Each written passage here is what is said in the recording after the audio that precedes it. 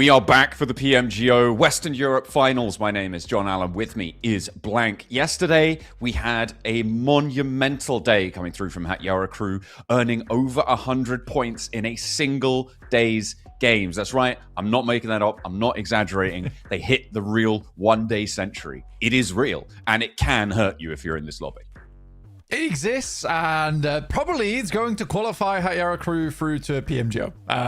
I think that is, in its rawest terms, that's how it's going to happen, right? I think it would be very, very difficult now for Hatyara crew to not qualify, even if they continue at like 50% of their potential from this first day. It's so easy for them to qualify here. So I'm definitely wondering how this is going to go down, wondering if it's going to be a big difference maker for some of our teams. Are they going to be pushed through over towards that top two, or is it just one slot that's open now? I mean, yeah, that is the big question. I think obviously the interesting thing is keeping up that momentum, keeping up that steam. Obviously, they were able to play all 6 matches at basically full capacity yesterday. Will teams have investigated what they were doing? Are they going to have been adapting around that overnight, coming into today with a fresh look at how to play against a team like Hatyara crew? Or are they going to be able to run wild again? I think that is the big question that is going to be coming up for us over the next 6 matches, over the next few hours, whilst we slog it out with our 16 best teams here in Western Europe. So fascinating stuff. Some really solid results as well from across the board. I'm sure we'll be jumping into that later on as well. But yeah, Hatyara crew, obviously the name on everyone's lips. They have fought their way through all of these stages on your screen. Our format sits thusly. We are now in the Grand Finals, the PMGO Grand Finals for Western Europe, to decide which 2 teams will be heading to the world stage later on in Jakarta in June. And that is going to be pretty impressive stuff for our top 2 teams to try and take on the best in the world. We've got to send the best in our region to try and have a chance. And of course, this is the middle day of those finals, the 9th. It's the Saturday. Hey, just in case you were wondering, right? Hey, some people watch this on a VOD, right? You know, they got to know. Yeah, maybe. Yeah, it is Saturday today. Is it Tuesday where you are? Who knows? Maybe it is. Catching up, if you are, you're in it for the long haul. I respect that. But I am quite excited to watch today unfold. It's a bit of a different day. We do have multiple rondos on the cards here, and we get to take a look at our prize pool once again. So we got our top fragger as well as our MVP award as well. We didn't really talk about that too much yesterday. I think you mentioned it, John, briefly, but there is more money on the line for being the best of the best. But $6,000 for that first place. You know, I do think that there's a chance that we kind of alternate who comes in first. I don't think it is automatically given to Hatyara crew. I just think it's quite difficult for them to drop out from the top 2 now. It would require a dramatic decrease in performance from yesterday for that to occur. But I do think it's going to be a hard fought second place spot, or second spot at least for PMGO. We've got Boars, we've got the boys over on Kodiak. We have Vincherry Mortem, who kind of didn't step up very well yesterday, but also God's Reborn doing quite well. But it is difficult because with the way the points laid up yesterday, John, it's so even towards the middle pack, right? I think anyone can ascend today. Yeah, it's really hard to be distinguishing yourself right now from that central glut of teams. If they want to do so, they're going to have to earn a couple of points, and how they can do that is on your screen. It's just flashed away. It's been up for a while. But here are our overall stands. You can see Hatyara crew obviously on 102, but that doesn't take away from the fact that both Boars and Kodiak really also had a phenomenal day, right? A lot of focus obviously on Hatyara crew, but Boars 74 points, Kodiak 68. Those are some of the highest scoring days we've seen over the course of this tournament so far. So brilliant days for them as well, which is only even further exacerbating the flatness of the middle of the lobby that you were talking about, right? We can take our marker of maybe 6th, right, at 32 points. And when we see the next page, we'll be able to get a fair comparison down to 25 points. That's a 7-point difference from 6th to 13th. There's really, really a lot to play for in the middle of the pack. Yeah, especially a lot of money on the line as well if you're able to get yourself further up on those rankings. It is interesting, though. I think it does bear mentioning, right, that this is a very lopsided lobby. I think it's one of the most lopsided lobbies we've ever covered, John, in terms of skill level, right? I think at the top side of the lobby it is an astronomical difference between some of our other teams, where you've got Boars Gaming. Said this even out in the knockouts, is that it feels strange for them to even be here, to be honest. They have to qualify, so it's, you know, fair play that they are here. It just does feel strange with some of the names on that team playing to qualify for PMGO when they're not already there. But, you know, definitely very deserving to go through, I would say, our Boars Gaming. But then you've got Hatyara Crew, Kodiak at the moment. Like, the difference is so wild between these teams and everyone else. Yeah, there it is. It is a night and day situation. Loke obviously distinguishing himself as a very powerful fragger over the course of the last few weeks in Hatyara Crew's roster. But Calais is no slouch either, obviously being second on those overall MVP rankings right now for our finals. Here's our map rotation. As you said, we've got 2 Rondos, so it's a pretty big bonus day right now. If you're going to make that catch up towards Hatyara Crew, today's the day to do it, with those 2 Rondos giving you that opportunity to do so. It's Erangel Rondo, Miramar, Erangel. So we are interspersing our Erangels. No middle pack of a double Erangel today. Yeah, and I think that this is the weird one where we do have, I think it's probably 4 Rondos across the board, right? Where we have Rondos tomorrow too, but probably only the 1. To have 2 Rondos in today is going to be a massive amount of bonus points given through to a lot of our teams. Obviously, just being able to revive, go again, revive, go again, that is a really big deal in terms of those points, in terms of those eliminations. Having 2 today might mix up those leaderboards a little bit, might give opportunities for some of the teams to rise, but it has, again, still been like some of our similar teams doing extremely well towards that top side lobby who have been profiting on Rondo.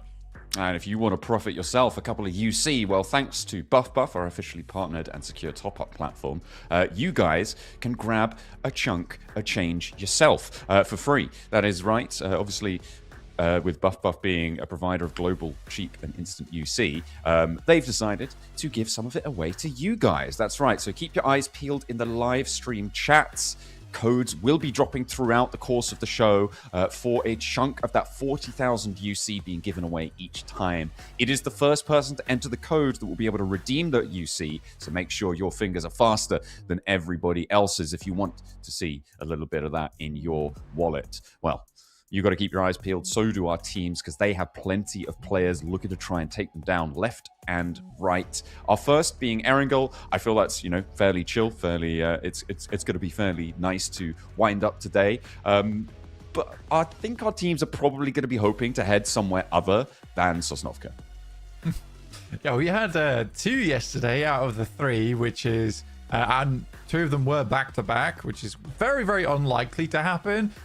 Both with pretty unfortunate playing paths too. It was a rough day of Sosnovka, and I think it's fair to say that a lot of these teams were a little bit unsure on how to play it properly, with so much of the northern side of Sosnovka just being open every time. Kodiak took full advantage. I'd hope, though, coming into today, that there has been a lot of VOD review happening, right? And there should have been from yesterday to today, because this is where you adapt, change, figure things out. I'm expecting, especially here for SWAT Europa, not to continue dropping yellows. I think that they'll likely have found the better place to drop here on Erangel. I think yellows is an okay spot to drop, but it's more like a secondary drop spot, right? It's where you go, things have gone pretty wrong, it's a bad playing path for where we're originally dropping, and we've got no other choice. I wouldn't choose to drop in yellows, personally. No, it might not be front of the list for a lot of people, but they'll have to make do. If that's what their decision is, that's what their decision is. We can't change their mind. As much as we might think that it wasn't a particularly strong decision, well, we're not in the game, so we'll have to allow them to make their own potentially mistakes as time goes on. So any readjustments needed to come on through, we'll have to wait and see. The rest of the map as well, with plane paths that may allow you to go to different locations, might change things up. I think that the Yasnaya position being oversubscribed in at least one of our Erangels was quite interesting, with the balls later relocating twice actually to Military Island, which actually paid off very, very well for them in the 2 games that they decided to drop in military on the plane path. But yeah, they were in Yasnaya. They moved down back to Nova, which they played before as well. So it'd be interesting to see if we have a more northern plane path and if the Boars end up going there again. Yeah, I think that Boars, at least, Rozhok is open. Rozhok is open a lot of the times. Big availability to drop there. And the thing that was what surprised me the most yesterday is that dropping over on Erangel, yeah, I think that you could argue that some of the plane paths were a little bit awkward to play around with, but there was a huge amount of spots on the map which were POIs that were just completely free, completely empty. Players weren't heading over towards that way, which I did find a little bit odd. And I think the reason for that is a lot of teams were trying to take up these long drops, which is fair enough. Just fair enough in a lobby like this. You want to try and take a long drop, you want to play a little bit slower into your game, go for it. That makes a lot of sense to me. But a lot of these central positions, these really important positions on the map, just ghost towns. It is curious, and it speaks to a lack of flexibility in terms of plan making, right? For our teams, if you have that flexibility, that capability to make a decision on the fly and have multiple plans in your pocket, but these things wouldn't be happening, right? They just wouldn't, because teams would be able to flex into those positions, say, okay, yeah, let's adapt to this situation. It seems a bit more rigid for the majority of the lobby, which is why we're seeing these sort of firm boundaries set around central areas, around really important compounds fairly late in the game, talking into sort of stage 5, 6, that sort of time, where key compounds just aren't occupied several times. It happened yesterday, as you highlighted. Yeah, it's something that hopefully VOD Review can help fix, but it also needs to happen at the drawing board. That it does, you know, before the games even start, you need to have a little bit of a plan set up, ready to go. And again, starting this game, you'd hope there was a plan to at least try and get a little bit further into these matches for a lot of our teams further down the lobby, because there's multiple times where we have the same teams going down early time and time again, but this plane path, which is going to be going through onto our first map of the day, is super duper easy. This is probably the most favored plane path in the entirety of Erangel for everyone involved. I don't think anyone's upset with this one, so if we are getting positions where teams are a little bit cramped up, that's on them. This is where you can absolutely have plenty of place to play. Well, I mean, to paraphrase Syndrome, if everyone's favored, then no one is, right? Which is pretty chill on this plane path. We are going to be seeing potentially a Pachinki hot drop on this plane, but we did see that readjustment from yesterday with SWAT Europa leaving that location and doing very, very well on the one circle where it didn't finish Sosnovka. So they're pretty happy about that one. See if that repeats. Hopefully it will. Teams starting to drop out and get in and amongst it. Kodiak seemingly wanting to head back up towards Yasnaya. They've been grabbing that loot truck out near that location fairly frequently. So nice to see that one keeping on going. I'm not seeing the ball. Oh, no, I am seeing the Boars, sorry. They are going to head back down to Novo. Indeed they are, which is fair enough. I think they quite enjoy dropping down here. They don't really want to deal with Kodiak. I do think that that's more of a calculated decision as well from Boars, where sure you could share Yasnaya with Kodiak, but would you ever really want to risk losing your game early versus one of the only other teams that can challenge you in this lobby? So I think it's completely, it makes a lot of sense that they would drop down towards Novo consistently from now on. Rozhok also taken by Hatyara crew, which is great to see. I think if any team wants to take Rozhok, it will be Hatyara. They have made a name for themselves here. And where did SWAT Europa drop? They are continuing to drop over towards yellows. Primorsk is open.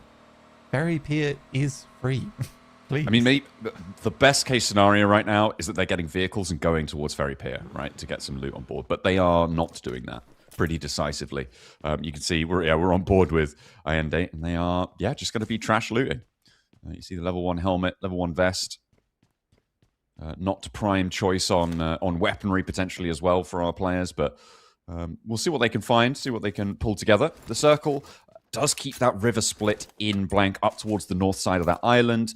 Sort of snakes its way through the middle of this circle, so not fully decided, but more likely to be on the south side of the river than north, but it's a pretty even coin toss right now. I think for this circle, it's not terrible, right? I mean, it is also wild that Severny's not taken. Who am I to judge at this rate? It's Severny be a great spot to play right now. But we don't really have any teams on that northern side. Epsilon Axe currently playing on the edge of Rozhok. Yara crew looked like they were kind of more confirming over towards apartments actually in school, which is it's a lot of space to loot actually. I think that this is where you're trash looting, but you're not, because you're looting in several different trash spots where that loot for a 4-man squad not great. That loot for 1 player on the other hand, that's awesome. Yeah, that's going to be enough to fill the coffers for Yara crew. And they will have also read the parachutes around them, right? Like, they'll know not too many people dropped around the area, which does open up their opportunities. And sometimes, especially on a circle like this, with the plane path as it's sat, being in Rozhok and staying just a little bit too late can be terminal for your game's performance. So I like the idea, the initiative to move out of Rozhok and not commit to just looting through all of those buildings early. I think it's going to give them some flexibility in the mid-game. To decide which side of the river they want to be going up towards and potentially regroup onto one of several different locations. The question is, when do they go for that regroup, right? And it's when there's pressure on one of those points. Do they give ground on that location, or do they try and reinforce that location? And that's a decision I don't think I can predict right now for them. Obviously, they will have seen the northern scouting coming through from SWAT Europa, and maybe this is where we'll find out what decision will be made. Lancy in a lot of trouble here, actually, but he's able to get away. The spray down not quite clean enough. Is at a distance, though, so forgivable to miss that one, I would say. I mean, he got a couple of good shots over towards him, but definitely could have been disastrous there for Yara crew early on in the game. So a 30-point buffer at the top of the lobby at 102 points. I think you have at least 3 games just to literally throw away. Yeah, although it's not ideal if you do, right? It is really not ideal if you do. Sure, we talked a lot about how much of a buffer they have, but that is something that you can spend in worst-case scenarios. But maybe one of those worst-case scenarios is actually going to be slowed down a little bit because Kodiak, who are one of the teams looking to potentially chase for a second-place spot, just lost a player on their rotate. That's a nice spray. Really nice spray from Crispy. Golden Guardians down towards the southeast side. We're on board with them. They're currently playing on the watchtowers. It's a fine place to work your way through right now. This is just over towards the south side of Potato Hill. We're going to move on soon. Yeah, I do think that this lobby is afraid of the north. No one wants to play north. Why? Is it the angle of the sun or something? Like in-game, maybe? I don't know. Understand. It's really quite perplexing. I mean, because the sun sort of just about comes from the south. Like, it's south-leaning, obviously, rising in the west, but... What are you talking about? Rising in the east, sets in the west. Oh, okay, so it's setting. Okay.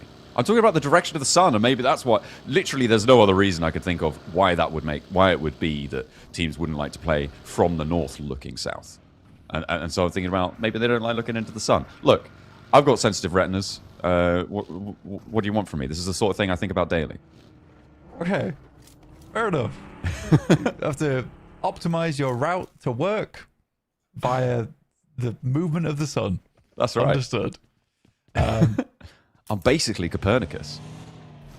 Okay. I don't know how many people are going to get that one either. That is also very niche. Well, maybe Icarus should have taken a note out of my book as well. If he'd have taken note of the sun, wouldn't be in quite as much bother as he is. That's true. He still have his wings.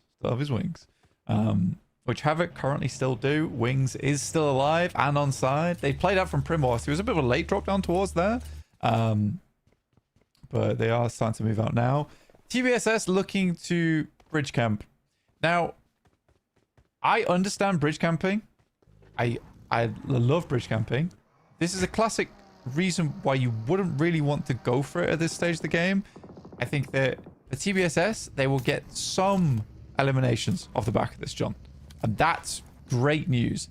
they are delaying their route into the circle a lot. They didn't have a terrible start to get into the circle, in my opinion. I think you would go for this bridge camp if the circle was still holding it in, which it's not right now. So this is very frustrating for Team Demon, where now they have to back out, maybe fight over towards Boars. But hey, you know, TBSS, they do get a free point, so can't complain too much. Yeah, but is it at the cost of getting any sort of position later into the circle, right? Are they going to be too slow to hit the south? Absolutely. Yeah, so it's a point now at the cost of points later, right? Which is the gamble that they're taking. Yaracrew did take a knock, by the way, and they haven't been able to find this res for quite a while. This bleed out is being pretty tricky to find. Not too sure who was able to find that knock, but you can see they are kind of in the thick of it now, as a lot of teams have condensed around the areas to the west of Yasnaya, around that south boundary as well. And I don't think they're going to be able to find this res if they're not speedy about it. You imagine they're making their best efforts to, but perhaps it's dropped out in a field somewhere. Almost immediate re-knock. Okay, so we did manage to get that res, but it's been sent straight back down. Yaracrew under pressure. Yeah, just making some estimations here from aim god over towards the smoke, which I think is a very fair spray down here. Trying to cut out the vehicle's tires as well, make this a very, very difficult retreat for them. He's tagging on as well, so not terrible shots at all. In Cherry, Morton will lose Shoom, which is kind of a big deal for them. They're coming in on that northern side. Gods Reborn were able to swing round towards box compound. Tupac looking to keep the suppression from Ritzy over towards that Yaracrew's position. They have desperately saved Private Ryan right now on their player who was down. That res needs to come through right now, though. It's ticking away. Hang on a minute. Have they fallen? Have they lost it entirely? I think they have. Yeah. Okay, they gave up on that. Ryan is not a happy boy. Wait. No, okay, hang on a minute. The UI's lying to me. Okay. Because I was like, this looks like the most tiny sliver of green, so I was a little bit hesitant. But Cherry Moore, on the other hand, it's all going wrong. They're attempting to get towards that north side of Rozok. If they can get Takimi back up, it's actually not a horrible place to play as a 3-man, because you can place one person in the 3-story, then 2 players in the warehouse, which is a comfortable play. It's a very comfortable play. But the big ask right now is to get their player back up on their feet when they're beset upon on all sides, which is a difficulty. I mean, to be fair, they do have the north flank that is a little bit less beset upon, right? And that's actually going to allow a lot of mobility. Because there's no Severny team, it's only Rain playing up on the north, and they are playing very far back. They should be able to get this res because of the lack of teams up on the north. So Vincere Mortem thanking their lucky stars for the direction of the sun. They are. No team really wants to play against the glare. But this is should be an ability to get their player back up again. I think Safix just went over now to go pick him up.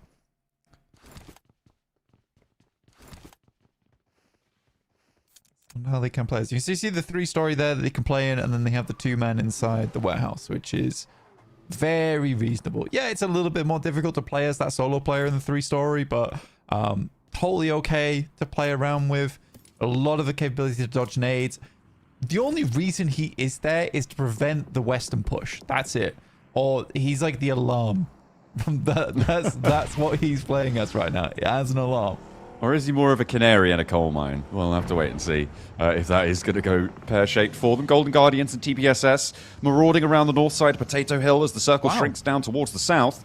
This is a good time for Yaracrew if they can regroup Loco on towards them. They've got prime location around that apartment and school area. They can really take the pick of the litter when it comes to placements. Golden Guardians as well, seemingly making a heads-up rotate to extract themselves from this situation with TBSS and get into those hills as well and try and get themselves established. I do feel for a lot of the teams here. This is a very rare circle shift that you don't see all that often. Usually when you get the circle like this one, it will shift up over towards Rozok, keep the river in, and that is a very typical circle on this stage 3 shift. Getting it so it confirms directly all onto the mainland, that is crazy. We don't see that too often. And it's funny because this is actually a really nice circle to play, but so many teams are trying to confirm over towards the north side. Goodness me. I mean, teams are going to be forced to play in the north now, blank. So Let's see who brought their sunnies. Looks like Yarakru, they spotted one. They got a knock earlier onto Gods Reborn. XYZ does go down. And they're playing on the north boundaries of the apartments, as well as leaving Loco up in the hills to be that backstop. Hopefully he can regroup fast if he needs to, but he will also be a little bit of a canary in the coal mine for the squad. A scout, an info gatherer. Vincere Mortem trying to send into school, seemingly successfully able to get themselves there. And Alpi tries to poke their nose in. Loco immediately regroups, so they are playing sensibly. Yeah, pushing off. I think for, you know what, TBS's rotate has worked out. I think the big difference maker on that one was that they got one elim, and they're like, okay, now we have really made life difficult for the backfill, but we're not going to stay. So although I don't think it was super necessary to go for the bridge camp, I like how quickly they removed themselves from that. So really well done off the back of that one. They are fortunate on the circle shift, obviously, but if they hadn't have moved quick enough, you might have seen Far Voice Gaming in front of them. And they've managed to get themselves that little slice of that southwest. Hopefully they could survive for a little while. Gods Reborn, they sent in. They lost one, but they are in one of the apartment buildings. Vincere Mortem taking shots as well out towards Alpi, who are now in the hills to the south of these apartments.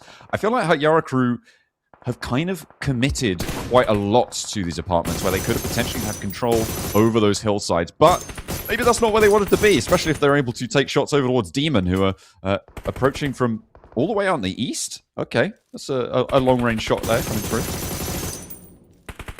I think Demon's actually completely next to them, no? I think that's... Oh, okay, yeah, hang on a minute. I'm looking at 1715. You're right. It's much closer. Yes, yes.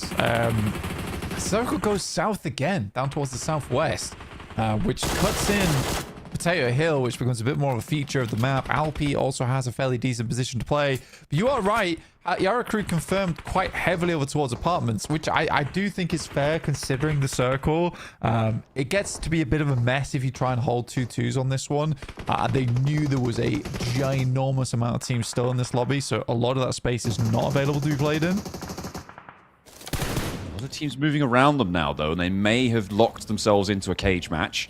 We'll see who's going to come out the victor on that one from the apartments, with Alpi standing guard on it on the South Hills. I mean, Yarakru have so much area of this apartments block. Gods Reborn, they're not making a move. That's a solo survivor from Team Demon, so there's no move to be seen there. So fair enough, they're pretty safe right now. They are kind of chilling. Vincere Mortem seemingly more preoccupied with getting ahead of this one, so unlikely to see crashes into this area, with the potential exception of a team like Ritzy, who currently sit out all the way to the northeast. But for my money, I'd see them much more likely to rotate down towards the south and flank and flex wide. Dio almost takes that nade to the face. And the model being down here, not great news for Kodiak. 6 grenades, start using them now. Cappuccino will walk up, and there are nades coming in from the sidelines, actually, from Vincere Mortem. And they're tagging on. No complete knocks just yet, but there is a flush over towards my model. Rizio will find a knock over towards Cappuccino, who was the forward position there for Alpi Esports. That is unfortunate. And Alpi now down to 1, so that threat in the hills is being severely diminished. Team Demon do get spotted. Last player goes down. That goes to Gods Reborn. Oh, that fire. That's encroaching. And that's going to look for a knock there. Frizio also spotted on that spray down from Vincere Mortem. They're able to pick up another. And it's just up to 20 on Kodiak to try and keep the pace. Boars are getting stuck into the lobby for the first time in a while, playing on that southeast side with Ritzy and TBSS also as well, with Far Voice Gaming on Potato Hill. And they have lost one, getting run down there.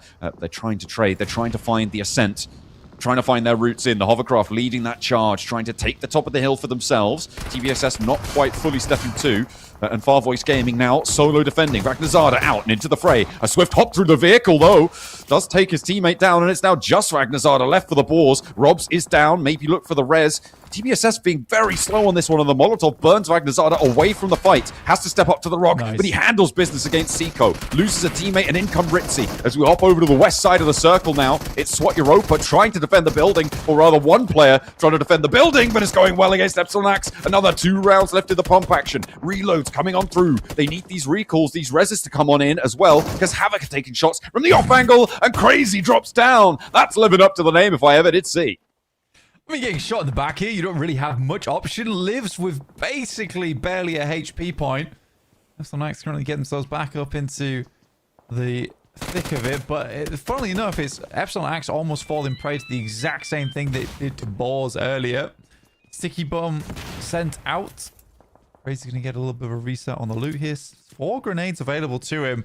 Yeah, TBSS really didn't want to do anything with that eastern side of Potato Hill. I think they were much more concerned with teams trying to wrap on them on that western side. It's worked out decently, but they do need to start scouting these positions. They can't just let Ritzy roll up over towards this western edge. Takimi actually is the one to find Crazy this one. I think although, you know, Venturi Mortem's not had an easy approach in the circle, they've handled it fairly well this game. Golden Guardians down on the eastern side with their sights set on the northern edge. Loco is also trying to get in and amongst it. Look at the suppressive position he's got, playing over towards Rain. I mean, they've known that they've been in this building for quite a while. They're going to start to step out now, and Loco is a little bit in danger here, as he has started to flex out. So have the rest of Hatyara crew, a little bit further out to the east. The next circle obviously pushing them out of apartments, so they do need to make their way south. They need to make those inroads somehow, so getting some scouting information, very, very valuable. Venturi Mortem, they were able to shut down the old Benny Hill theme tune on the west side of the circle. And they are also potentially a roadblock to teams up on the north side looking to leave those apartments. Oh, Loco. He's ever vigilant. There's no way you're getting past him. Mihai tries to step forwards. I don't think this is going to last too long. It's going to come for the Golden Guardians up top, though. Is the point going to be stolen away, or are they going to step out for that flush? Anna looking to get anything he can done here versus Hatyara crew. 77, that is a little bit of a wild spin out, but there is damage going through their way. Ritzy actually is going to flex a little bit further towards that north side. Gods Reborn finally realized that Hatyara crew is vacating. They left Calais behind to keep Gods Reborn in check, which is a cool little play there. But again, his whole motive is just to stay alive going forward. Yeah, the more space that Hatyara crew can clear on this southern edge means it's easier for them to wrap around towards Potato Hill later on in the game, which is likely a play they're going to have to make with Golden Guardians here. Very difficult. Yeah, Team Rain just takes a little bit too long to get in, and actually moving off from that eastern side is hell. It is hell. Oh, Gold's Reborn looking to try and make their move.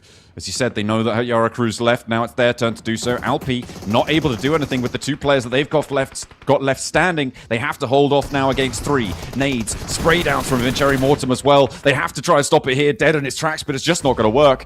They explode. They will not be getting up into the compound. No buildings to see them safe. Venturi Mortem happy to purloin some of the points, but now Hatyara crew are going to put pressure on from the eastern side, and Venturi Mortem may not have the angle. Loco looking to hold, but Cappuccino could be really important in this position.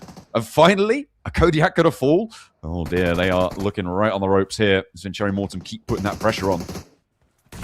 I mean, Venturi Mortem's come back to this fight so many times, and every single time they get here, 100 smokes suddenly bloom. It's really hard for them to work with. Great shots coming through from Havoc, though. Takes down Safix almost immediately. Alpi is now out as Hatyara crew make their way on over. This is easy pickings for them. They will keep sweeping on this northern hillside, trying to move around. Venturi Mortem seemingly not wanting to tussle with the top dogs, and if Loco steps to you, I don't really blame them at this point. The spray down's looking to be on target, but they're backed off. And there's another nade, another point. More added to the tally. 6 elims found for Hatyara crew. They've also had the pleasure of seeing their closest rivals taken down. But Boars do go 5 eliminations into this game, and they do manage to get a placement point as well. So 6 points on the match is really nothing to sniff at. A nice commiseration prize for them playing all the way on that south edge, being guarded out by so many. Kodiak, not so lucky, did go down just before our very eyes as well. I mean, Hatyara crew has this almost magical ability to find these small openings on the zone. Now, that is not an easy push-up unless Venturi Mortem's under pressure, unless Kodiak is down there, unless Alpine Sports goes out. Gods Reborn make the mistake of not rocking up behind that small little ridge side to where Venturi Mortem was playing, because it's not ideal to fight into that, because you are never fighting one team. inside of those little shacks. You're always fighting the team that's up on the ridge side as well. So if the God's Reborn is a little bit of a overconfident player, let's put it that way. It's a removal of options as well. Their choice is really being taken away from them. And it all kind of started with having that first player picked off over in apartment against that Yara crew. They were just slowly losing steam. And in the end, the candle burnt down to the very end. They couldn't quite make it any further. 6 teams now remain. 4 players alive on 3 of our squads. So that's that Yara crew, as well as TBSS and Havoc. Havoc currently playing on the west side. TBSS playing that slow march up from the south edge. And they've been able to profit quite a lot on this match, Blank. Are you prepared to eat your words on their strategy? Or do you still think it may have been a miscall? I think it was a miscall. I think that even just looking at this, the amount of times the circle went to the south, like everything played into TBS's hands on this one. I will say that I was very happy that they took the 1E limb. They had hampered the backfill, and then they moved immediately over towards the north side. I think that was good from TBSS, and I think they realized that they were wasting time. If they'd stayed down towards bridge to hold Team Demon out the entire time, this would have been a very different game. Loco with a challenge. Furia, no match for him. Steps into the smoke to go for the heal because Vincere Mortimer just over that ridge line. That's 8 elims now found for that Yara crew. Blank. I mean, I don't want to say it just yet, but this team's looking pretty good. I think they're looking pretty good right now. Yeah, I mean, Yara crew is doing a great job. I mean, they're very, very... The way they've played this has been sort of crazy. You don't see this very often. I mean, the shift out over towards the eastern side, take down Team Rain so they don't get backfilled on the western shift. Then, as soon as the fight starts taking place over towards the shack between Vincere Mortem, Kodiak, and Alpian God's Reborn, immediately shift back over again. There's been a lot of fortunate opportunities here for Yara crew to take advantage of. But it's undeniable. Like, a lot of the nades have been fantastic. A lot of the pickoffs have been fantastic. AZM holding out over on this eastern side, preventing any of the teams coming through. I mean, they just have a good control over the lobby. I mean, they seem to have been able to read the chaos better than anyone else in these finals. And they have profited marvelously for it. Keeping their cool whilst all those around them are losing theirs. TBSS with 4 players alive, 5 elims. Have to make their move now. They were moving around sort of 2 and 2 split, west and east, but now it's really going to come to that pitched warfare. And I feel like this is where TBSS are going to start to suffer. Even against a team like Havoc, potentially, the remnants of Vincere Mortem could also give them a good run for their money. That is if they don't get blasted out by Calais first. I mean, this is a horrible spot to be in. Yara crew know exactly where you are as well. Every time they peek up, they're immediately spotted. The shots are clean. Yara crew just looks better than the rest right now. It is really quite something monumental to be able to transition off of such a strong day and come out swinging in the first game of the day as well in such a fashion. I mean, they've already kept up pace with their previous matches. Blank, they have got so many points on side now. TBSS, they've taken a knock, looking to get the res onto Tornado. They're a little bit more penned in than Yara crew right now, but once they reestablish, they've got that high ground. They've potentially got an advantage here against Yara crew on the run out, depending on what Musa can do, but I don't think that we're going to see too much as the nades do start to find their way over. Yeah, this is a known position. Looks for a spray out. That's bold. Tags quite a lot into the side of the hovercraft early as well. Potentially survivable for the next 30 seconds. Yeah, it's but again, the fact that they know he's here, like, they are very aware of everything that's going on in the circle. I mean, maybe the blown out hovercraft is a bit of a dead giveaway there, but it's not always like there's a player behind it. Yeah, they've got a good bead on them. He's gonna wait for him to peek. Try to do something with that. Obviously, right now, TBSS, they have the high ground, but they have to push into Yara crew.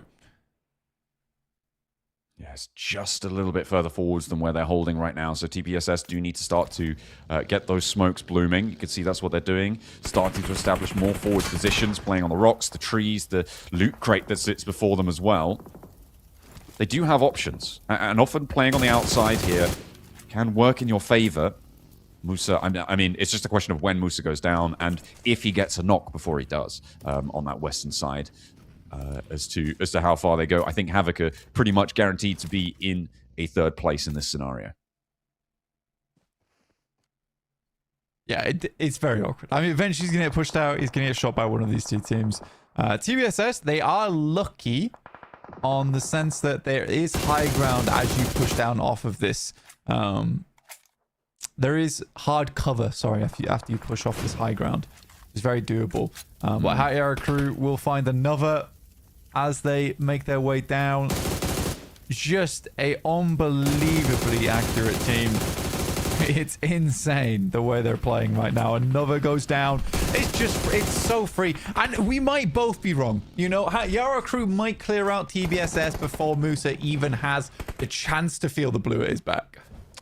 Yeah, I thought it was a surefire thing that it was going to be a third place for Musa. Tornado, fire underneath his belly is going to get burnt away. And yeah, a second place for Havoc. All right. Musa now steps up. Nothing to lose. Have a go. Will not be able to find it. And HORAIRES crew with the technical back-to-back. They closed down yesterday with one chicken dinner as well to start day 2 of their run to Ascendancy. They are just better. They are built different. 17 eliminations on that match. A 27-point game. That's going to sit them up at 129 points already. It's pretty much done and dusted. I thought day 1, I could see teams maybe catching up, but yeah, nah, not anymore. Yeah, like I said, it would require dramatic decrease in performance, which seems to have not happened. They are playing at the same level as before, which is incredible. You know, you come in swinging day 1. This is an impossible lead. It's an impossible lead for HORAIRES crew. No one's catching up to them. Ridiculously good. Ridiculously well done as well to this team. Yeah, they navigated that north side really, really well. I thought that maybe confirming into apartments was going to be a difficulty for them. But the advantage that they got for allowing the teams to their south to actually fight it out over their position on that south side with Alpi, Kodiak, Vincere Mortem all actually getting stuck in amongst themselves on that position to the south meant that the South Hills really didn't pose much of a rotational threat to them. They didn't have anything really to come up against. Not really. Not really. I think that HORAIRES crew, the way they shifted from the western side over towards the east, dealt with a lot of the players on the east, and then just as the third party was blooming, jumped into that one. That was an incredible read by them. An incredible read. Very, very difficult to really downplay that on their side. And even towards that end game, like, it just shows how well, how good their gun skill is. And just overall instantaneous on the shots. But TBSS, that's a game that realistically should go to Zone 9, John. And I think we both were convinced of that as well, saying that Musa would be going down in third. But they could barely move out of any of those positions. Yeah, it was unfortunate. They really got stagnant there towards the top. Potentially a little bit of a lack of utility. They had been through quite a few fights before that on the south side. They managed to get 7 elims as well, Blank, on the match, and 12 points is pretty solid. But yeah, they potentially could have jumped up into that second place. Musa able to snake his way out until that second place spot. Loco, the MVP, yet again able to earn a whole chunk of change to his damage totals, nearly getting up to the 1.5k mark, Blank, which is incredible stuff, especially considering there's only 4 knocks and 5 elims on that. Yeah, I mean, the easiest way to explain this away is that the guys on this team, they are just so much better than every single other team inside of this lobby. They're smurfing. They're almost smurfing, right? Let's put it that way. They are almost smurfing. Yeah, it did not look pretty for any team that came up against them there. You could see our top players from that last match, Loco at the top, but his 2 teammates right behind him with Calais and AZM also in second and third. Vagdazada making an appearance, and I feel like, you know, the Boars Thunder has been really stolen. They did manage to get, I think it was 6 points on that match, so still all right and should be able to keep pace. Certainly open that gap a little bit further by 3 more points against Kodiak to try and defend their second place spot on the table. But the fact that it's Boars competing for second place rather than Hatyara Crew is definitely the biggest story on everyone's minds. Yeah, it's an odd one. It's a very, very odd one. Not what we expected. This is an upstart of a team and an incredible team at that. I mean, we can talk about this right now, is that it would be very exciting to watch them play at PMGO, right? Because I don't think there's any question at this point they're not going. I think it would be a silly thing to say that this team is not going to PMGO. I think they are. So I'm excited to see how they handle the big stage, right? Because for a team like this, not a huge amount of international experience. It will be really, really fun to watch this team actually play on a stage. And how does that affect them? Are they able to still play at that high level? Is this team just that good? At the moment, Loco is definitely just head and shoulders above almost everyone on almost every metric, except for knockouts. Look at Calais. He's on 28 knockouts there coming on through. So definitely a little bit of a headhunter coming on through. We praised him towards the end of yesterday. His last match with that Yara crew to close down the day on Rondo was really quite something. Very, very well played and up in that second place in the overall. 129 points. Right now, they are almost 50 points ahead of Boars. And when you consider that 50 points is fourth place right now, that's insane. That's the gap coming on through. Kodiak and Boars kind of still pretty neck and neck for that second place. Yeah, and I mean, it's weird. So it doesn't, although this is an insane scoreline, like I said, it just feels like they're smurfing. That there's not been too many massively hard fought fights for Hatyara crew, right? I think most of the time for Hatyara crew, they either bleed out or they just sweep teams. Not a single player goes down. I think the only time they were in danger that match was when they had one player that got knocked earlier on. He got res, re-knocked, then resed again. That was the only time we ever saw Hatyara crew in danger. Yeah, Ritzy were the team to give them a little bit of a fright, but they calmed their nerves very, very quickly. It was, yeah, really, really well repaired, I suppose you could say, for Hatyara crew. And I mean, are they just going to keep winning, right? They've got 2 rondos to play. One of them's coming up next. If they have big rondos here, it is just like fully done and dusted for everybody else in this lobby. Yeah. And what that does mean is that second place becomes more volatile. Sure, Boars and Kodiak kind of a bit neck and neck right now, but there's still an outside chance for people to catch them. Same is not true for Hatyara crew. We're going to have a couple of highlights from that last match. I'm sure plenty of them are going to come from Hatyara crew. We'll be back with Rondo after this.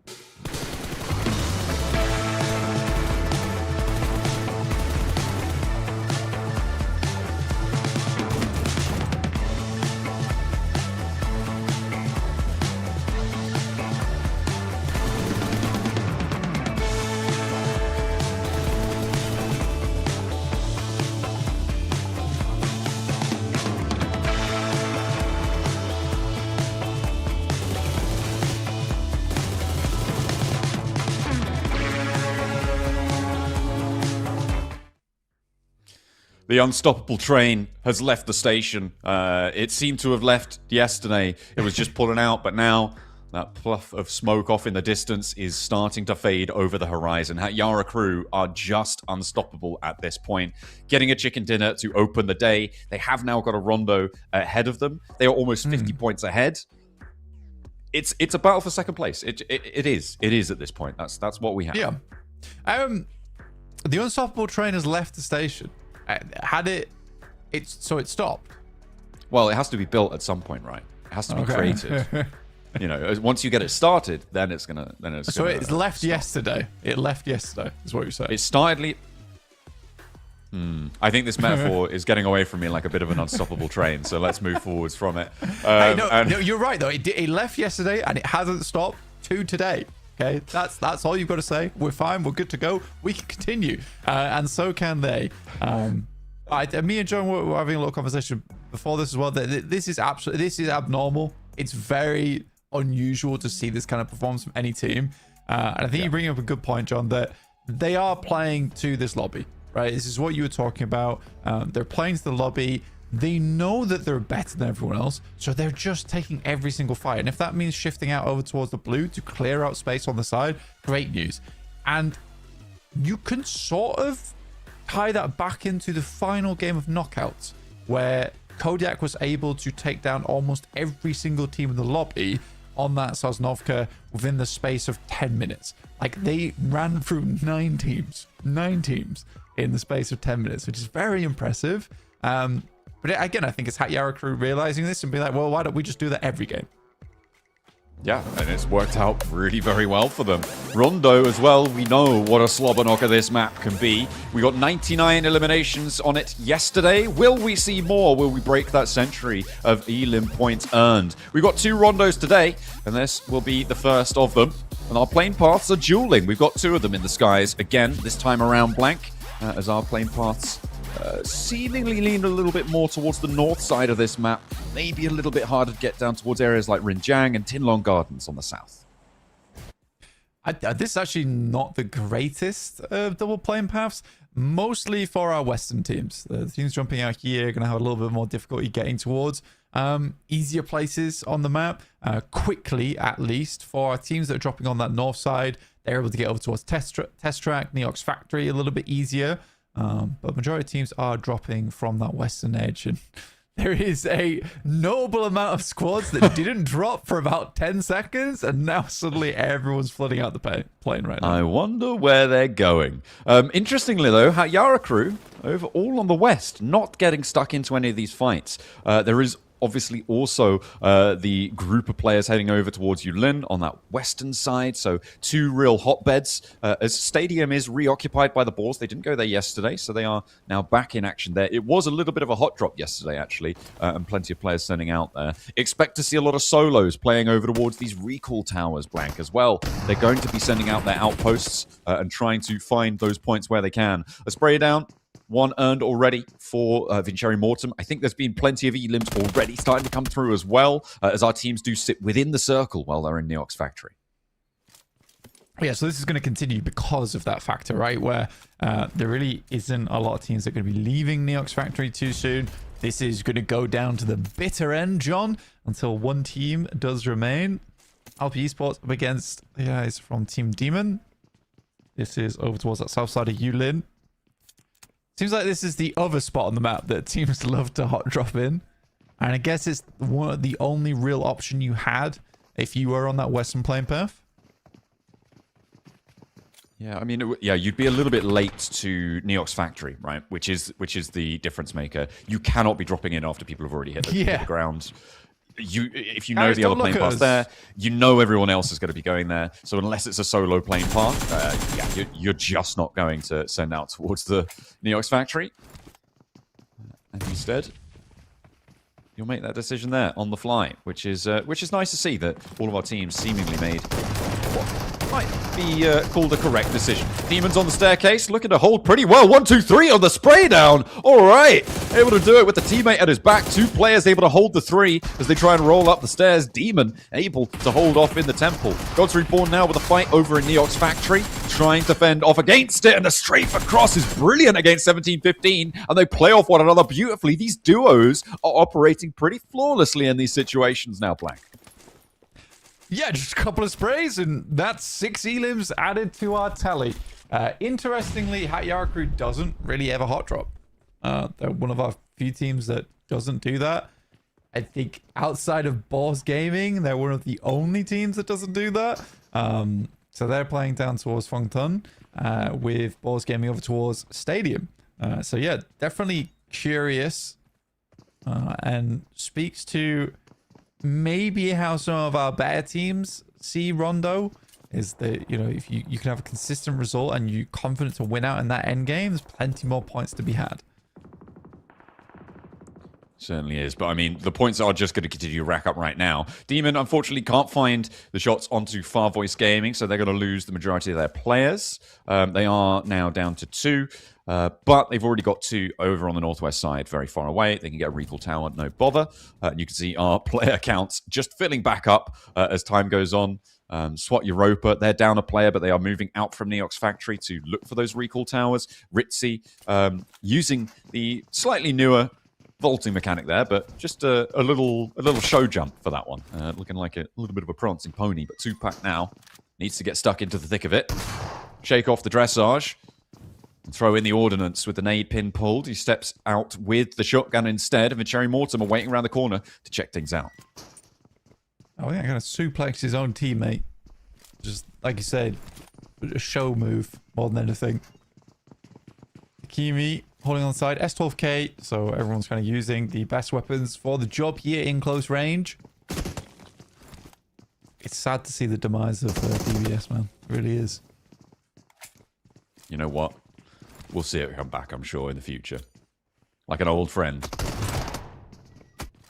Dakimi under the staircase. He's going to find one point in his way. They're going to get that shutdown, that spray down. Shum now trying to make no noise at all, pretending he doesn't exist upstairs. But now they are a little bit on the surround. Teams are, to be fair, this is... I haven't counted up the elims right now, Blank, but I feel like this may be a little bit quieter than we're used to. Yeah, well, again, that usually happens on the case of a double playing path, where this is the case. Also, don't really want to give up position in the circle, because remember, every time that you are rezzing, you're likely rezzing really far out on the zone. You can already see for Alp Esports, this means they've got a huge journey from Heme Town back down towards that southwest side. On the other hand, teams like Boars, who didn't hot drop in the first place, have a significantly good central position to play around. Actually, Hatyaku tried to send into a very similar position just now, but they did manage to get some scouting, diverted north, and similarly entrench themselves, right? Whilst all of these teams are fighting for those elim points early in the match, this is why they've decided not to go for those hot drops. And when enough teams do go for hot drops, like you said, you're just putting so much pressure towards the outside that all of a sudden there's a vacuum on the inside, and strong teams will read into that, and that they are, again, playing the lobby. The Boars are doing it as well this time around, which I'm happy to see. But it goes back to what I was saying before about Hatyaku really just having a read on what people are trying to do with this one. Yeah, also Boars, I say that they're one of the few teams that doesn't hot drop, but it's also a case they drop Stadium. Easily they could have had a lot of teams on them over towards Stadium side, but that's not the case here, so they get Stadium free to themselves. It did leave Terminus over there, holding on that north side, who is still looting, but I think he's more like a backup option. I don't know how worth it is leaving Terminus here. Yeah, you try and fight for your central spot, but eventually someone's going to roll through. Yeah, I think Terminus is in a vehicle already now, so it's more likely that he's waiting for teams to push out from the middle than wait for people to roll through, as you said. And in fact, 1715 going to be rolling past right now. So some info gathered, sure, but we'll see if that's going to work out. Snowix finding the shots down towards Epsilon Axe, who really haven't been able to put on much of a show so far. To be fair, no teams really have been able to do that in the shadow of Hatyara crew, with the exception of maybe Boars and Kodiak being able to earn those points. But yeah, it's been not the greatest of runs from the teams down towards the lower end. But I mean, we said it back at the end of those PMCO knockout stages. Even getting to this point is still such a massive achievement, and I think that sort of does go overshadowed when you have something like what Hatyara crew is doing. Every single one of these teams does deserve to be here, and sure, when you look at a global level, maybe they're not quite up to scratch for that just yet, but it is very impressive what all of these rosters have been able to achieve, and I would be delighted to see them come back next season, keep trying, keep plugging away, because one day you are going to be Hatyara crew. One day you are going to, well, I shouldn't say you are, you could be, is probably more what I'm getting at. So I think that they definitely shouldn't lose heart for not having the best of performances in these spots. It's also tough. I mean, back in the day when we had PMPL, as well as PMSL, we had 4 weeks of competition over multiple days, so there was way more time to practice and get a lot of experience over.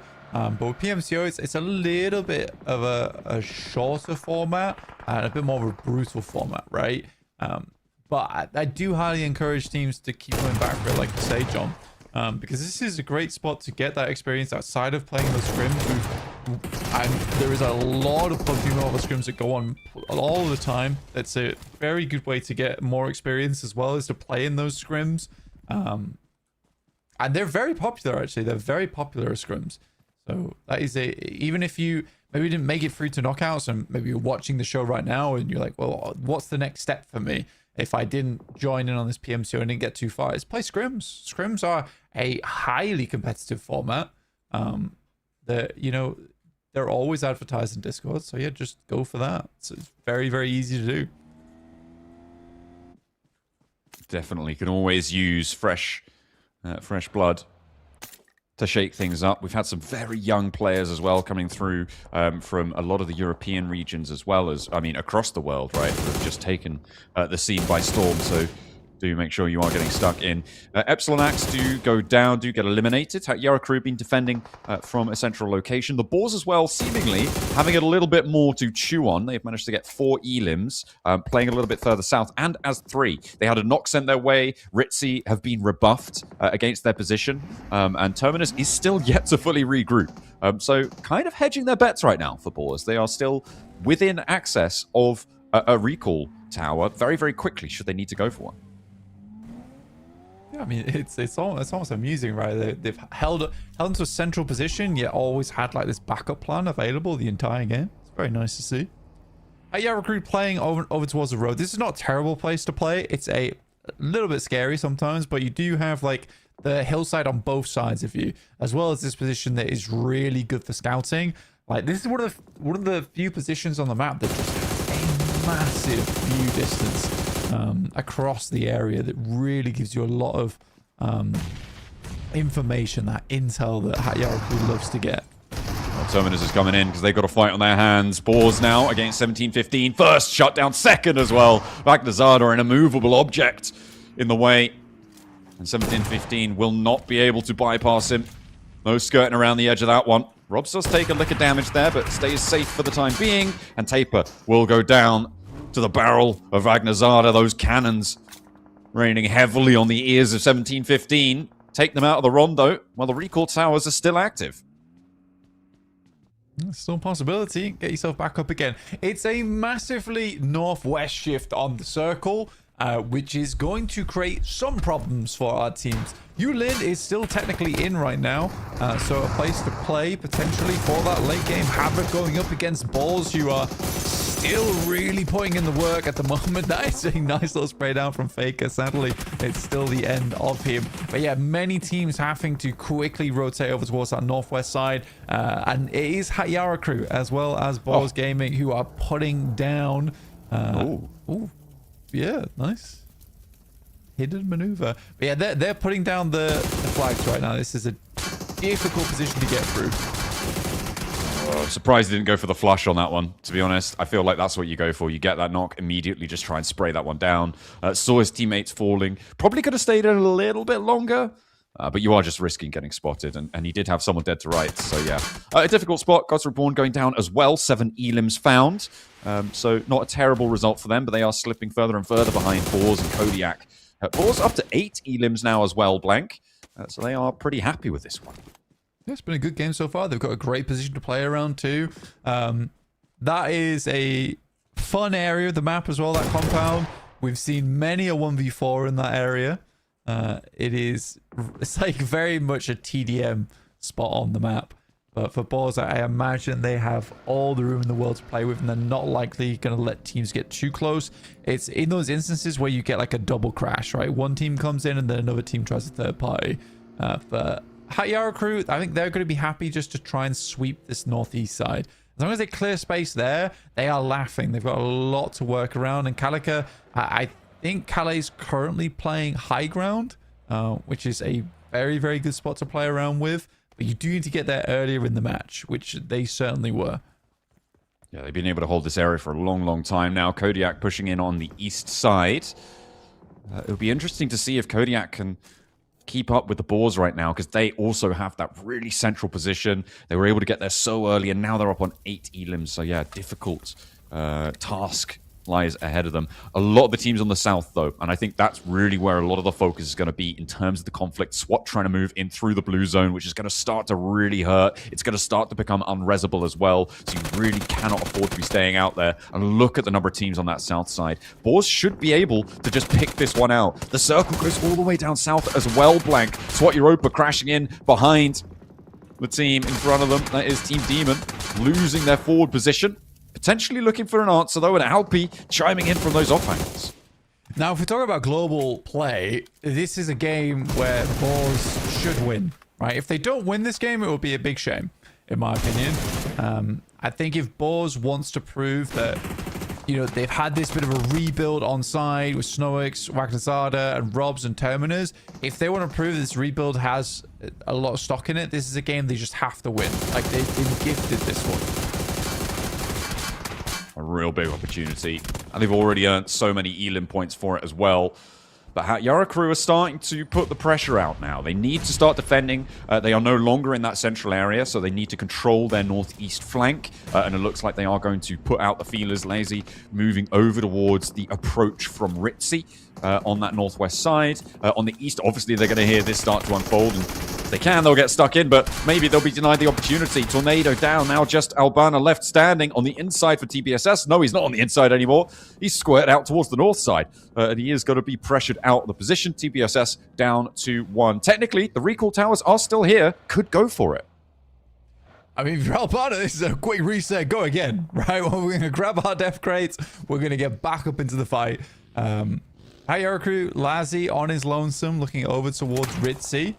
Taking some good shots. This is a position they were very well versed with. They scouted this out multiple times earlier.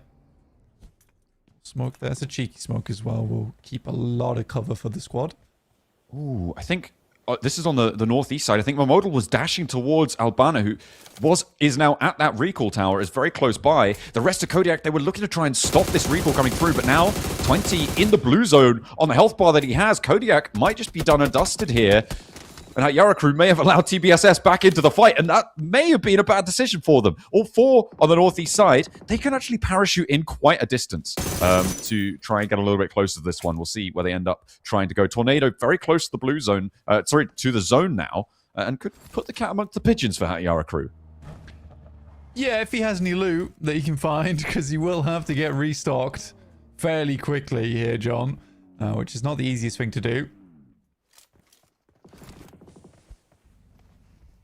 Hatyara still playing on his 4. Lazi keeping good control over towards Ritzy at the moment. The rest of the game is going to slow down massively now, though. And Cherry Mortem, Boars controlling the massive space towards the center. They really do have a lot of control from their compound. I mean, Vincherry Mortem on the south as well, with a decent chance at picking up points from that south edge. TBSS, yeah, they are going low, not able to get that full reset that they were hoping for. Certainly not in time to get into this next stage. The recall towers now are shut down. They will not be able to use them anymore. No one getting back up into this one. Tornado will fall. And that's how HORAIRES picking up the points. Now they can start to flex south. Loco already got an outpost. This only helps the Boars more, but potentially HORAIRES on the east side could change things around if they get control of that roadside.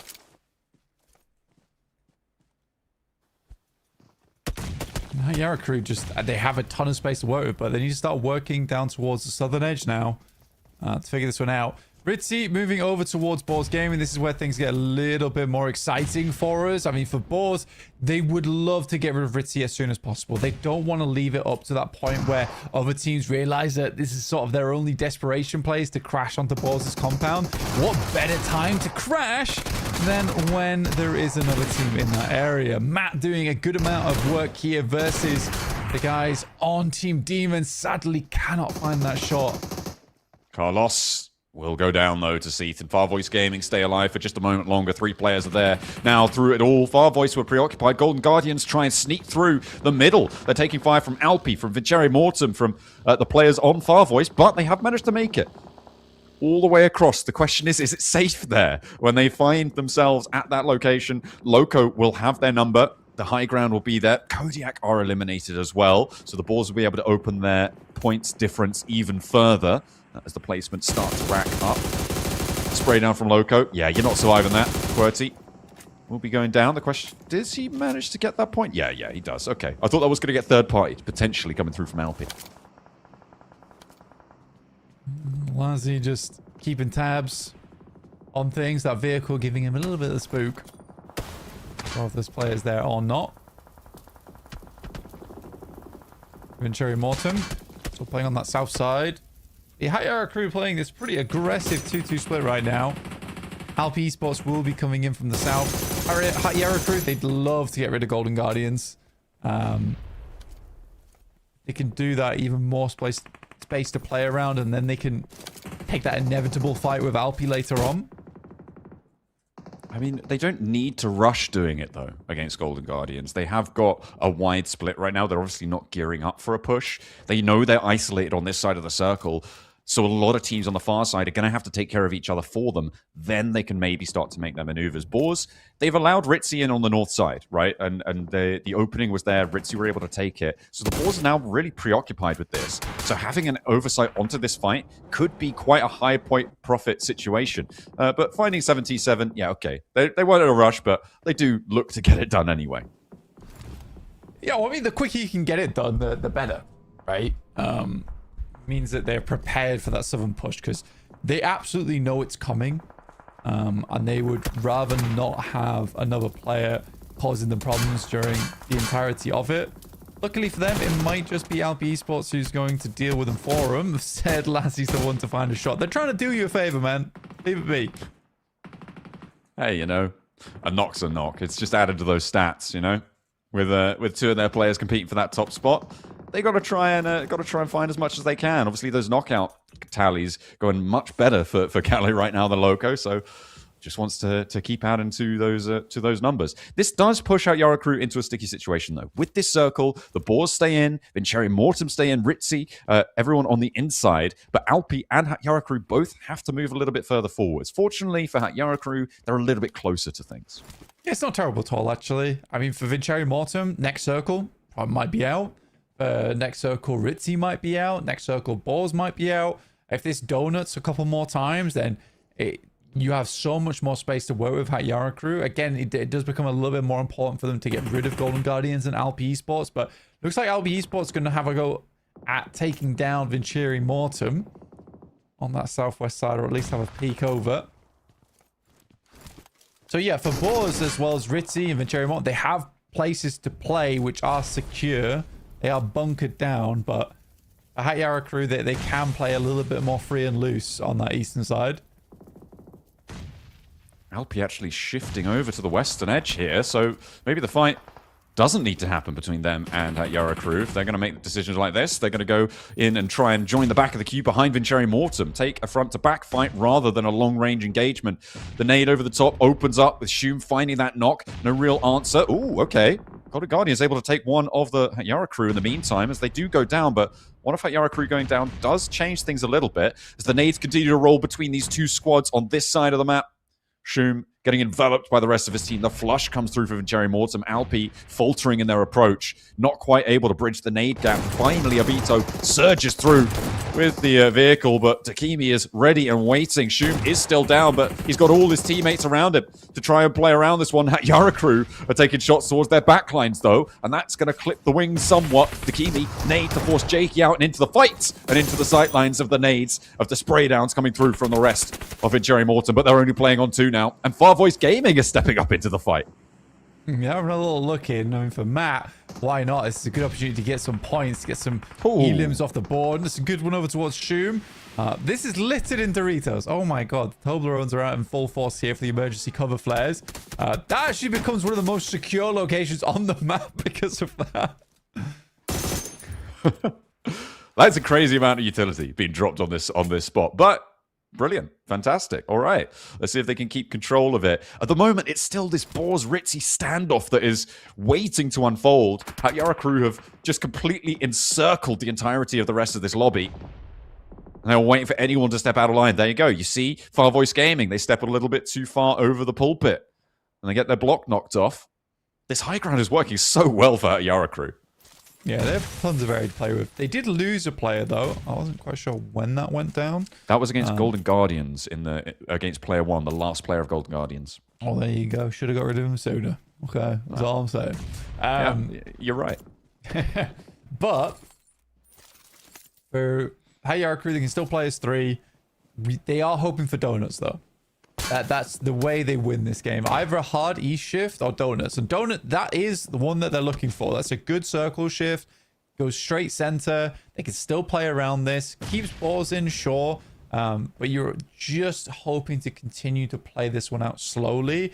And the more worrisome this gets for the guys inside the compounds, the better. Vincere Mortem, we'll see what they do next, because they have a big decision to make, right?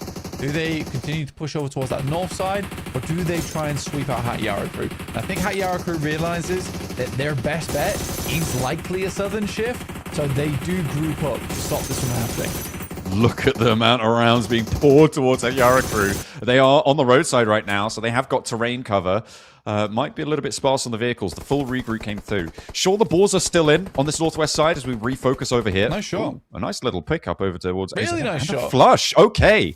That really opens things up a little bit. But what I was going to say is that it stops Ritzy from being in this one, and that forces this fight to start to unfold.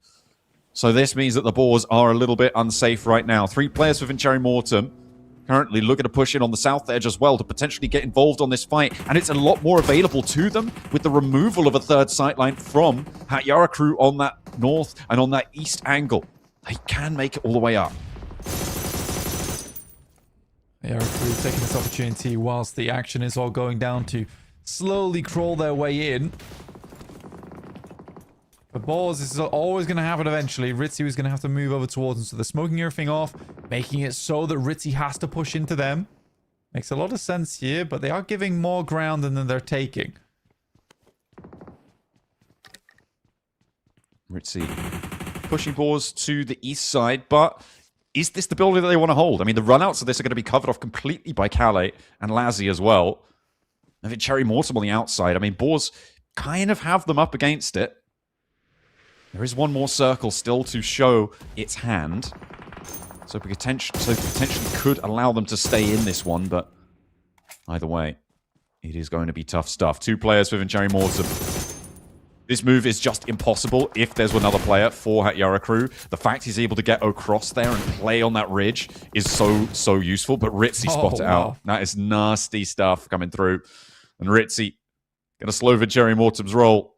Boars now, with 4 players looking to hold it all out. Yara crew still has 2 players. It's a minimal chance at best, but the circle does go their way. And for Vincere Mortem, Boars, and Ritzy, they all have to tear through one another until they can get out from this position. Like you said, for boars, they set themselves up nicely over towards that eastern side. So it's more likely that Ritzy has to walk into them. I think this is a very smart maneuver from them. Been slow but tactical giving up of ground towards Ritzy, you know, getting them exactly where they want them. I said earlier, for boars, this should be a win on the game. They had a really strong position to play around with. I think they set themselves up marvelously. And then the circle gave them a little bit of a push in the right direction, right?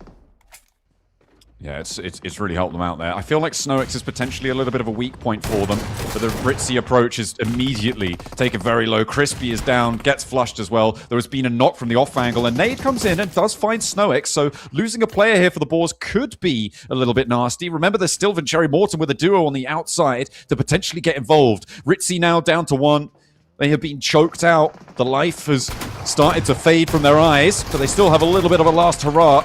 Spray down, a knock. Aim God able to land one through the door there. And looking in through the window, looks to find another. Terminus shuts it down. In the meantime, Blank, there was a knock over towards Lazion at Yara Crew, leaving them on 1. But the off angle is still strong from Calais. He's got a 1v2 on his hands now against the Boars, but there's still Dakimi from Vincherry Morton. I think he actually is going to go try and pick him up here, which would make a lot of sense. Should be able to just shove this vehicle into the side of the rock. Oh, oh, it's a bit close. It is a bit close. Okay, we're fine. We're fine. But this does really isolate the sightlines. Boars also back to 4 players. These reses come through on both sides. Dakimi with a nice Molotov isolates the 1 player into the fight. Potentially the best he's going to get, but he stumbles around the girders there. Can't quite make it through. And 2 players behind the rock. They do deploy some cover, and maybe they've got a little bit of life left in them. Calais has 5 nades and 6 smokes here, so potential for a lot of maneuverability. Nades are basically their best chance. This is their best chance of winning this game. Calais has had some of the best nades we've seen in this tournament so far. Knows roughly where Terminus is, and that's a difficult run out for him if he wants to head down. Little touch of damage. We'll send another. We're down to 2 nades after this. That one looks pretty good, but again, it's just not quite got the damage. They're going to go 2 for on the nade, really needing to find a knock, and that's why they're investing so much utility onto the single position. Of course, they know where he is, which does help. The stunner out the side to maybe slow things down. Underneath Rob's his feet. Does it go bang? No, not quite in time. Doesn't connect fully. Calais now denying the point. They deny the points to their closest competitors. Why not? I mean, the top 2 on the tables, and at Yara Crew, they don't get a chicken dinner. They still do really bloody well. And the Boars pick up a chicken dinner, much to the commiserations of Kodiak, who now are going to be so far behind as well. I think it's slightly bad form to deny the points there. I don't think so. I don't think so. No, obviously not. But again, I think they're so far ahead that it doesn't really matter. But you respect it. You know, you're trying to play at the highest level as possible. You go for the points denial. Fair play. I think that, you know, they play that game to the bitter end. They play it to the bitter end. I think if they maybe lost a couple of a few knocks earlier on, because like I said, they could absolutely play it free and loose on that eastern side, but they played it a little bit too free. Because I do think that's a situation where they could have had all 4 players up, because they lost players to just random knocks, essentially. Yeah, potentially over-peaking, overplaying their hand. You know that all of the teams on the south and on the west are corralled in anyway. So, yeah, maybe a little bit too bold. But to be honest, if you're them right now, you're feeling like him, right? So, kind of excusable in that sense with the lead that they have. But I don't think you can do that too many times, right? So we'll be keeping an eye out for that potentially overconfident showing. As we saw a little bit of a head-to-head there. Vincherry Morton also getting in pretty deep in this game, and I feel like this is the best we've seen from them in a long time. Yeah, way better than Vincherry Morton. I think they play out a nice end game there. It was a tough push up. But yeah, I want to go back to Hat Yara Crew.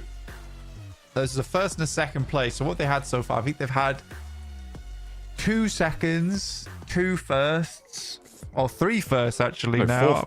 4 firsts over the... They've had 4 chicken dinners. Oh, 4 chicken dinners, so 4 firsts. A second place, a 4th place, a 5th place, and a 2nd place. This is just so disgusting overall from the squad. Yeah, and to span that over 2 days and 2 matches into the second day as well is really incredible. Obviously, we've seen teams have a hot day, right? A really, really strong day where they just come out swinging, they get all the results they want, and then kind of falter in the next day, not quite able to live up to the hype. Which is fair, by the way. Yeah, it's totally reasonable, right?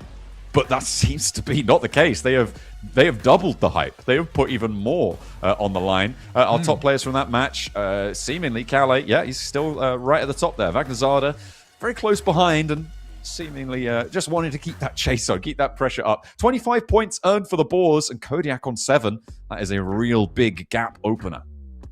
Yeah, it is. It's a lovely game for Boars Gaming. And we talked about during that match that if Boars hadn't won that game, I think that it would have been detrimental to their momentum, to their mindset as well.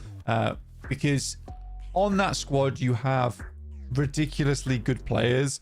And I think that they should feel comfortable winning that match, which they do. And I think that will be a nice little confidence booster going in to the rest of their games throughout the entirety of this finals. And it is sadly becoming more and more of a two-horse race in what is just a two-spot ranking right at the top, where we only have 2 slots to go through to PMGO. So yeah, we already know, sort of, I guess, you know, barring something terrible happening to Boars Gaming over the next matches, who's going to be going through to PMGO at this point in time, which is sort of silly. You know, we are spoiling the surprise very early here. Yeah, it is very interesting, right? And I mean, coming into this tournament, they asked us obviously for our predictions coming in for this one. We both had Boars as our #1 seed, right? And I think that is totally reasonable, given the prestige of the players on the roster, given the experience that they have. But right now, the fact that they're sort of trying to fend off in second place is certainly unexpected. But it goes back to kind of what I was saying before about.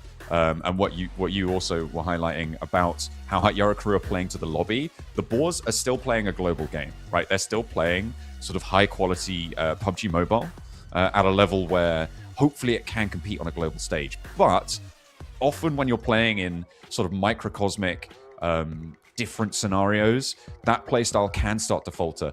But they still manage to shine through, and they're up to 105 points blank, which is also huge, right? They break that 100-point mark. That is such a brilliant performance. It would be the best performance that we're seeing in any other tournament, except for right now, because that Yara crew are just going crazy. They're going loco, which is, yeah, it's good to see. And again, for Boars, right, it makes a lot of sense that Yara crew is used to playing like this already versus a lot of these teams. All right, for Boars, on the other hand, this is a team that's been used to playing at international level. So they definitely have 2 very different playstyles, 2 very successful playstyles. For Boars, though, there's a lot more future-proofing in it. That's the difference. Yeah, and they have some tried and tested players across the board as well, who can really hold their nerve if they have to go on a global stage, and I do mean on a global stage, right? Because those bright lights can start to phase you, and if you don't have that sort of experience, that sort of prestige, it can get to you. But that's not going to phase them here. It's not going to phase that Yara crew right now. They are still atop the pack, finishing in a second place, keeping their podium run really, really solid. And yeah, it seems to be maybe a foregone conclusion. A couple of highlights. We're going to go to a break as well. We'll come back with another Erangel after this one, and probably another Hat Yara crew chicken dinner. Maybe 3. We'll see. See you guys in a few.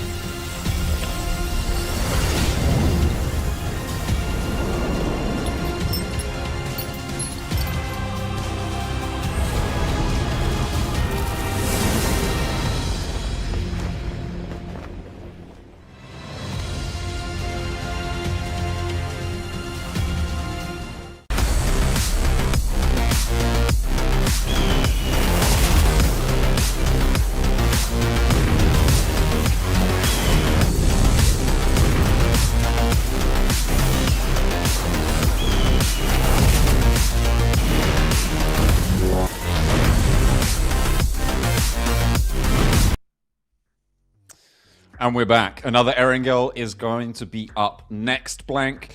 We have had, I mean, yeah, we've talked about it so much. I think I need to mention it again just in the intro. But yeah, Yara Crew definitely just destroying everybody else, earning so many points. If you guys want to earn a couple of points in a different way, you can earn some UC thanks to our partners at BuffBuff, who officially partnered and a secure top-up platform, providing global players with cheap and instant UC.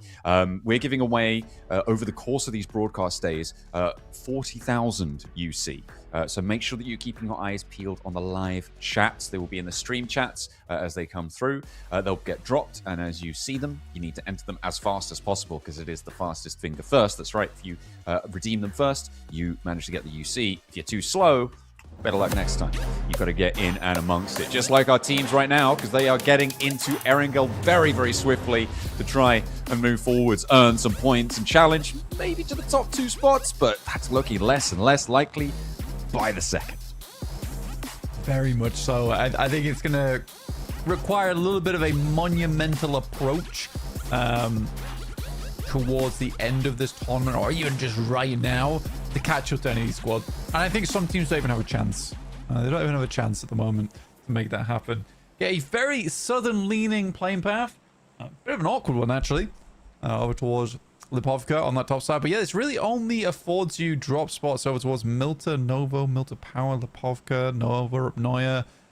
Ooh, yeah, it's not a good one. Not a good one. We'll see where the circle lands. If it heads over towards that far north side of the map, then yeah, you can kiss a easy early game goodbye, that's for sure. I mean, TBSS dropping split on yellows right now might actually be the right decision. Even if they had been transitioning over towards Ferry Pier or somewhere else on the map, it's going to be a little bit less contested. But perhaps you could also then counter with the idea that, you know, if more people have to fit in, it's more likely they go to those trash loot spots. So potentially more competition there. Ferry Pier, though, looks like it's got 2 teams dropping on there as well, Blank. So, yeah, a solid diversion for the time being with Havoc over in Primorsk, Quarry for Vincere Mortem. Yeah, TBSS, they might even be able to get over to Gatka quite quickly and have a good time there. Yeah, it's a full north circle. A lot of water in it as well. So, yeah, that's an interesting one. Almost feel bad about that. But yeah, we are going to have to head pretty swiftly over towards that north side, especially for a lot of teams. And this is where, you know, it'd be nice to know that Severny is completely open. No one plays there. You could head there right now if you so wished.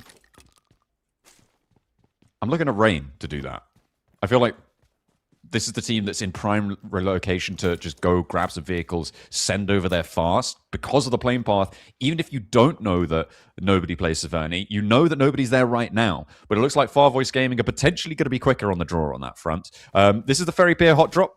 Comes through with Team Demon and Alpi playing both down there. There is a Milta hot drop as well. Across the map. Seems like those are the only 2 standoffs right now. Rain, we're pretty close to Kodiak, but I don't think Kodiak are going to want to fully pursue that. So yeah, it's just these 2 spots that are a little bit tense right now. Vincere Mortem currently beset upon by one team driving fairly swiftly beneath them. I think it is just Samathana here, but the rest of Vincere Mortem is coming into backup. Havoc for the team to make their way up. Good shot from Musa. And he's gone. Oh, another as well. Didn't even bother to sit in the knocked out stage. I think Vincere Mortem's feeling some of the heat here. It is a pretty tough test for them. I mean, yeah, this is just not the Vincere Mortem we saw during the knockout stages. They have not been able to bring it back to the table. So unfortunate stuff. 17-15, close to Epsilon Axe. This is that Milta hot drop I was talking about. At the moment, Epsilon Axe have a better route to get out, but the question is, what vehicles do they have there? They're on that north side of Milta, and 17-15 do have a full surround on it. So potentially more maneuverability for 17-15 to be able to get away from this one. As we hop back over to Ferry Pier, because it's starting to unfold with action. As some nice shots around the edge there from Carlos. Not bad at all. Team Demon getting a lot done. This is a pretty action-packed early game here for Erangel. As Cappuccino will go down. Tikas now. The last alive here outside of Jakey. He's extremely low HP. You can see there's nothing on side. And this is one of the problems with this playing path is it just gives you no loot. Nothing to work with. Everyone's going to be bouldering through you as well. It's tough. And no matter what happens, you're going to be slow on those rotates as well. Really going to find it difficult to get back up there. Tikas wanting to try and stick this res, get his teammate back up and play with more barrels on side. There's a player flying out on the flank, though, that they do need to worry about. Look at Eurozada. He's still got angles, and there's a double spray down coming through. Oh, no, okay. That's not a double knock there. Abito is still up in an action on the angle after getting rezzed by his teammate. Needs to hold something big, but can't quite get it done either. The backline is dispatched as well. That's going to allow Team Demon to play on as 4. Okay, okay. They're going to be able to play on from Ferry Pier. Need to get looted pretty quickly, though. And in fact... 2 teams did already go all the way up to Zaverni. You got Farvoice and Ritzy now playing up on there as we hop back over to Milter. Relax. Going against 17-15. It's all popping off everywhere at the moment, John. But this is an isolated engagement. No hope at any other team coming in to rescue either one of these squads. This is fully sent in. Ooh. There's the DBS, back at it once again. I mean, he did have to basically shove it down his throat there to make that happen. Well, directly in his face. You know, needs must. Trying to get that one to work around the corner. Hayward able to win the trade against Skylo. I mean, Boars could potentially still sail past this one. They're still in Novo. So the route out, likely that eastern bridge, and could send them very close to this fight. So if it keeps going... couple of points on the cards potentially for Boars. I'm taking a look at the picture-in-picture, which is on board with Ritzy up on that north side in Saverni. And they want that loot truck to themselves as Epsilon lose yet another player in Milton. Yeah, it's weird that they're putting a lot of stock in this. I mean, well, maybe they don't know, but Farvoice Gaming are towards their southwest. This is pretty prime time to, well, third-party the loot truck, I suppose. Yeah. But they're scared. They're very scared. They don't want to move in. They don't want to do anything with this. Oh, Ritzy will get a freebie. Yeah, we're going to be able to grab a whole bunch of loot from there. Grab what they need. Cypher's first on the spot, and now going to break out. Potentially guard. It may be that they do know that Farvoice is here, because, I mean, these two teams... I mean, Farvoice was there first. Ritzy then came in from the east side. And going into the north side of Saverni is an interesting decision if you don't think anyone's there, right? And maybe, sure, you're trying to get the loot truck. But I feel like, yeah, fully committing to that north side isn't a play you make if you don't have intel that there's a team already in there. Yeah, well, I think for Ritzy, it's the case they got up towards that top side of the map early. The playing path was so far down towards the south, they didn't expect any of the teams. I think you can lock in. You almost do want to lock in on the northern side so you can go over the northern coast. Having access to that northern coast is really useful because if we get a northeast shift, you have access to the northeast compounds. You get a western shift, you have access towards the coastal edge. I mean, not likely you'll grab that compound that currently Gods Reborn are taking because that's a bit risky. I don't mind it too much. I think that for Saverni, it's fairly easy to exit compared to most other POIs. I just feel like if you think you're the only team there, you go for a little bit of looting and then you start to play out towards the south on the hills a little bit and see what's there. Well, we'll have to see if they make plays in the future that give it away that they think Farvoice Gaming is here. Yara Crew, okay. A little bit too bold. A little bit too bold for my liking, but Loco is still on side and we'll go down for it as well. SWAT Europa, move in through and do so fairly successfully. Yara Crew were on a big 2-2 split for a while, and if they'd have stayed as 4, could potentially have kept things together here, but they are faltering and potentially on for their worst performance so far in these finals. Yeah, down to 3 players. But most teams will have to make a big migrate over towards that western edge now. Kodiak, Golden Guardians also all making that maneuver. For Gods Reborn, pretty easy. Shift down towards that south side, but this does keep a lot of the river in. Oh. a little bit tricky to navigate, and with Everest being such a big feature on that south side, that's like a lot of area that's cut off that's not as playable as you might think. Teams don't realistically want to get stuck into crates either. You are locked in there for quite a while if you are confirming over towards that location. Calais trapped on the upper floor now. The nade's starting to pour on in through the windows as well. SWAT Europa do not want to let this one go. With a circle moving out to the west side, they want to take control of it, but a nade in from Lazzy finds Crazy, so that slows SWAT down a little bit. They've got one player on the out angle as well. Allende Boy, you could see him on the south there on the minimap.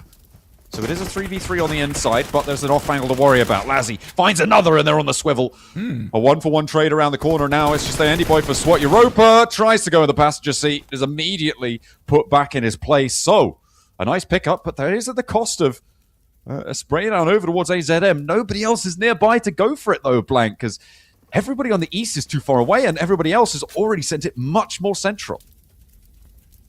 Pretty ridiculous 1v3 clutch. Won't lie. What a 180 peak on the DBS shot as well. That was very surprising. Incredible clutch coming through from that Yara crew. Looked a lot worse, and then it suddenly got a whole lot better. Very, very confident is AZM to take those engagements, it seems. Even as a solo, no pressure, no pressure.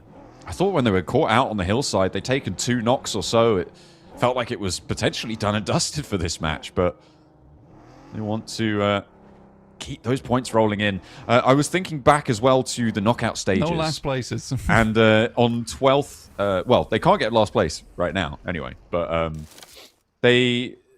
during the knockout stages, Boars, over 2 days and 12 matches of plays that they had, were able to earn 160 points, right? And that was already, like, phenomenal. Wow, incredible.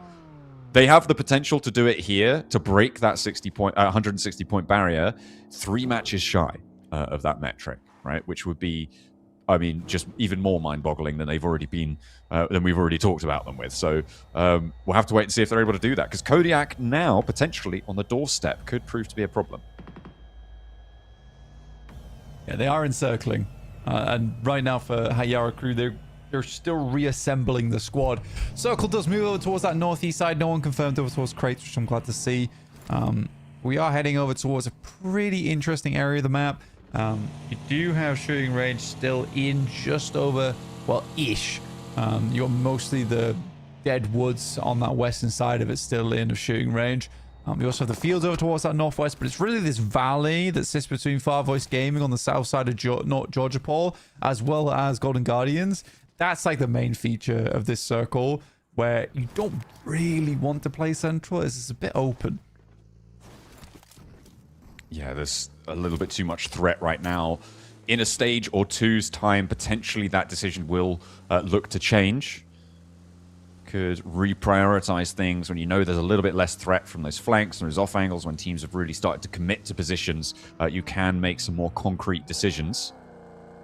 But for now, yeah, it's a little bit too early to try and get central. Venturi Mortem is not going to let that stop them, though, because they send the most central that they possibly could be with their duo remaining. And fair enough. I think with a duo, you do kind of just want to go into these positions, keep a low profile where you can, and try and hold out for as long as possible. Maybe get a point or two.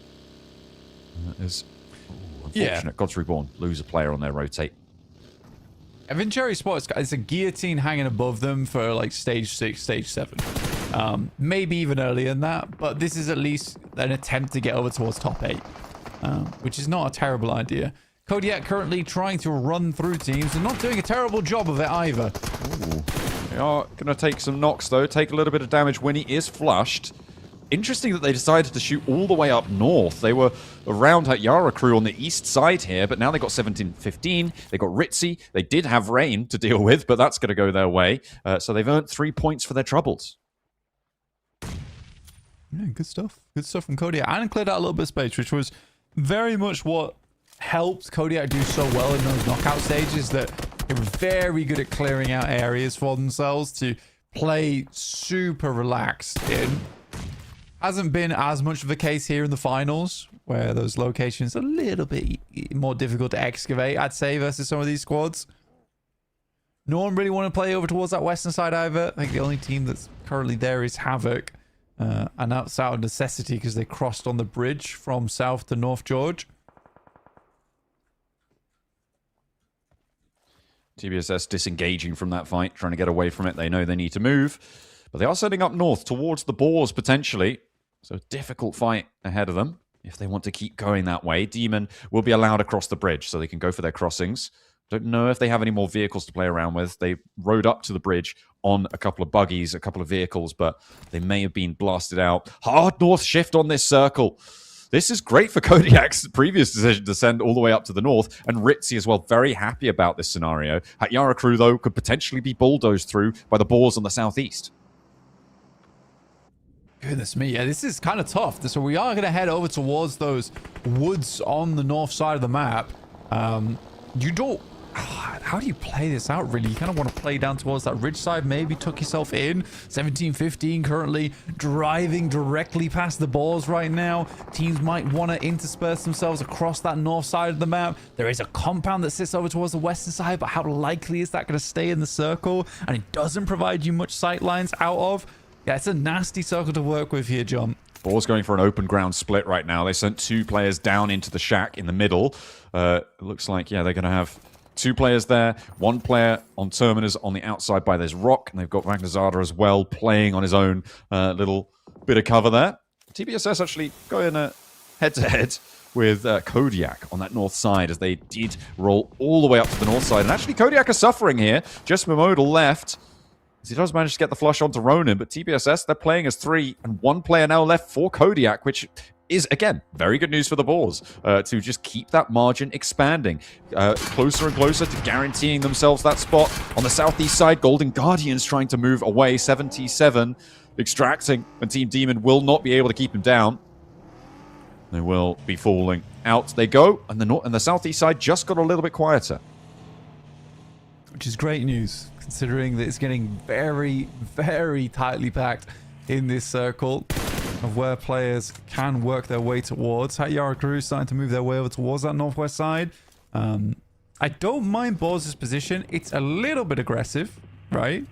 Where you can play from, but it's certainly doable. Hatyara crew moving towards the end of the crashed airplane. Which is not a bad high ground to work around with, honestly. I don't think any team is really going to be putting pressure on it either right now on that eastern side. So playing as 3, they're being afforded a little bit of grace by the rest of the lobby. Leslie being that forward anchor for them. They're just keeping their back flank safe right now with Calais and AZM. Both making sure no one's rotating in through and behind them. Havoc, though, have a little bit of bigger fish to fry because Golden Guardians are stepping up to the plate and they've teed off on Zinc. It's not going to be able to get that one back up. The point does go over to Gods Reborn, though, who are all the way out on that west side. Everybody in the middle, however, still isolated, fully locked in now. A 2-2 split for Boars. This is pretty much confirmed. Ritzy might try and have a look over and see what they can find. Big pickup for TBSS, actually, onto Lazzy. This is very split from the rest of Hatyara crew, and if they want to get him back up, they need to move fast. How likely is that going to happen, though, with TBSS now starting to roll around towards him? I think they're not going to take any quarter here. This is the first time we've seen TBSS being really aggressive. I'm glad to see it as well. Hatyara crew realize that they need to get a move on. So Calais is going to start to move down. Some good shots starting from AZM, who is just...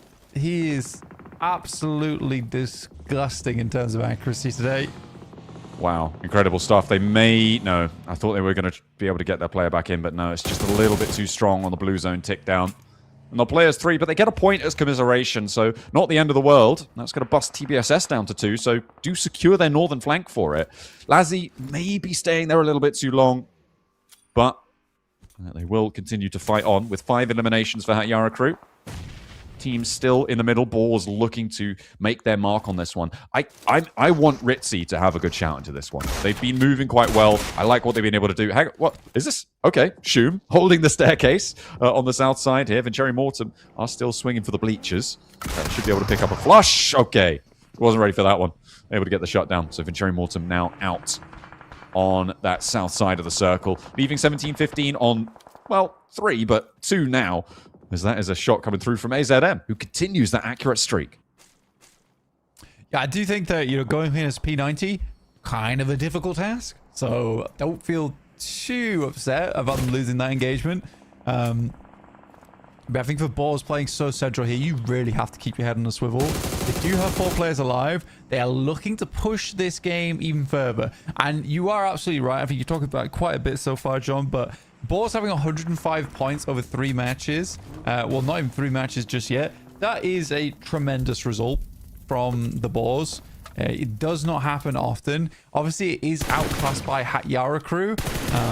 But still, I think we have to praise Boars in a big way. This is a very, very good marker for them. And they play slower than everyone else. They do play a little bit slower, a bit more methodical. Yeah, they've really displayed some class here. They've already put 2 chicken dinners on the board after getting that previous one. They want to try and keep that under control. Momodal, the last player from Kodak, would love to take down the Boars. He'd absolutely love to, but yeah, I think Ritzy have other ideas. There is an answer over towards the knock to 2-2-pack, and actually that might get flushed away. It's looking pretty hairy right now on the northern side. They do need to make a move forwards. Hatyara crew taking shots out this way, but I think they just about managed to get back to cover. And the Golden Guardians as well looking to try and find the final player of Farvoice. That's going to go their way. They're playing as 4 now, Blank, on the southwest side. Golden Guardians, Ritzy, 2 teams that I think have been sort of this middle pack representative team. And they do both have a chance to really start to pump their numbers here and show what they're made of against a diminished Hatyara crew. Yeah, it's very much a good opportunity for them to start moving on with. This is always a fun little part of the map where you're sort of hoping to sweep out as much of this western side as possible because it affords you much of the high ground in this particular area of the map. Boars Gaming just basically creeping their way up towards that western side. For Ritzy, they are starting to coalesce a little bit, right? Starting to group up, looking to pinch over towards Gods Reborn, who are stuck between Golden Guardians as well as Ritzy. They don't have the opportunity to head over towards that eastern side because they're going to expose themselves to so many sidelines. Next circle comes on through. It goes out to the east, so keeps the Boars in and 17-15. This whole west side needs to resolve. And Hatyara crew do need to move down a little bit from their position, but I think this eastern side is going to be much more dangerous. Golden Guardians need to pick their poison. Do they try and sweep south towards 17-15? I feel like they might try and take that location. There's only 2 players for 17-15. The question is, do they know that? Robs spots Calais, but he just about hits the deck within just the nick of time there. Yeah, he was pretty lucky on that one. Circle does head down. This is actually a really nasty shift. I think this is the shift that most people didn't want to see on this circle. Requires people to get off that high ground, and it's great news for Boars, right? They have a lot of control over this area. Nades are coming in thick and fast over towards 17-15. It's really a question of how long he can last this storm of nades. Ooh, little assist there from AZM across the way. On the inside, though, they do manage to find yet another. The res can come through. But Hatyara crew still taking shots. They're actually fending off against Ritzy now on that eastern side. Taper goes down. As that is going to be Golden Guardians claiming the compound at the cost of Hoxie. And as I said before, though, Ritzy losing a player on that eastern side, trying to flex on out, and Hatyara crew dispatching them with the assist from Boars as well. Plenty of points being funneled on in. Again, Boars now looking to try and defend off against the push from the western side as Gods Reborn want to try and take a chunk out of it. Kind of a wild push from Ritzy where they sort of split up between, but this is what I was saying is that you don't really want to have to go for this wrap down towards the eastern side. It is really rough. I think most teams, this is one of those circles where it is gamble. It's a massive gamble. It's a bit of a coin flip. If you get the western high ground, suddenly you're in the driving seat of the game. If you get an eastern shift, if you're inside the valley, you're in a much better spot. It is a bit harder to fight from here looking upwards, but this is your best chance to win the match, is to get this circle shift in particular. Gods Reborn looking for another way in. They did take a knock and it was flushed away as well. Oh no, hang on a minute. No, it wasn't flushed away. They did manage to get that res, but they're looking for another way in that doesn't go straight towards the Boars. Calais sends down into the saddle of the hillside that they have there. Looks like AZM may be looking to follow soon. SnowX wants to reposition for the Boars as well. They have been freed up a lot more now. The Boars can start to extend some influence where before they had to just really hold to their 2-2 split. They can move around a little bit more effectively now. which is great news for them because they do want to flex out a little bit here. Not too much because God's Reborn still have to come off this high ground, and I think the boars are very aware of that. The quicker they can start getting knocks over towards them as they are forced out, the better, though. I think they know that this is the only full-fledged team still left inside the lobby.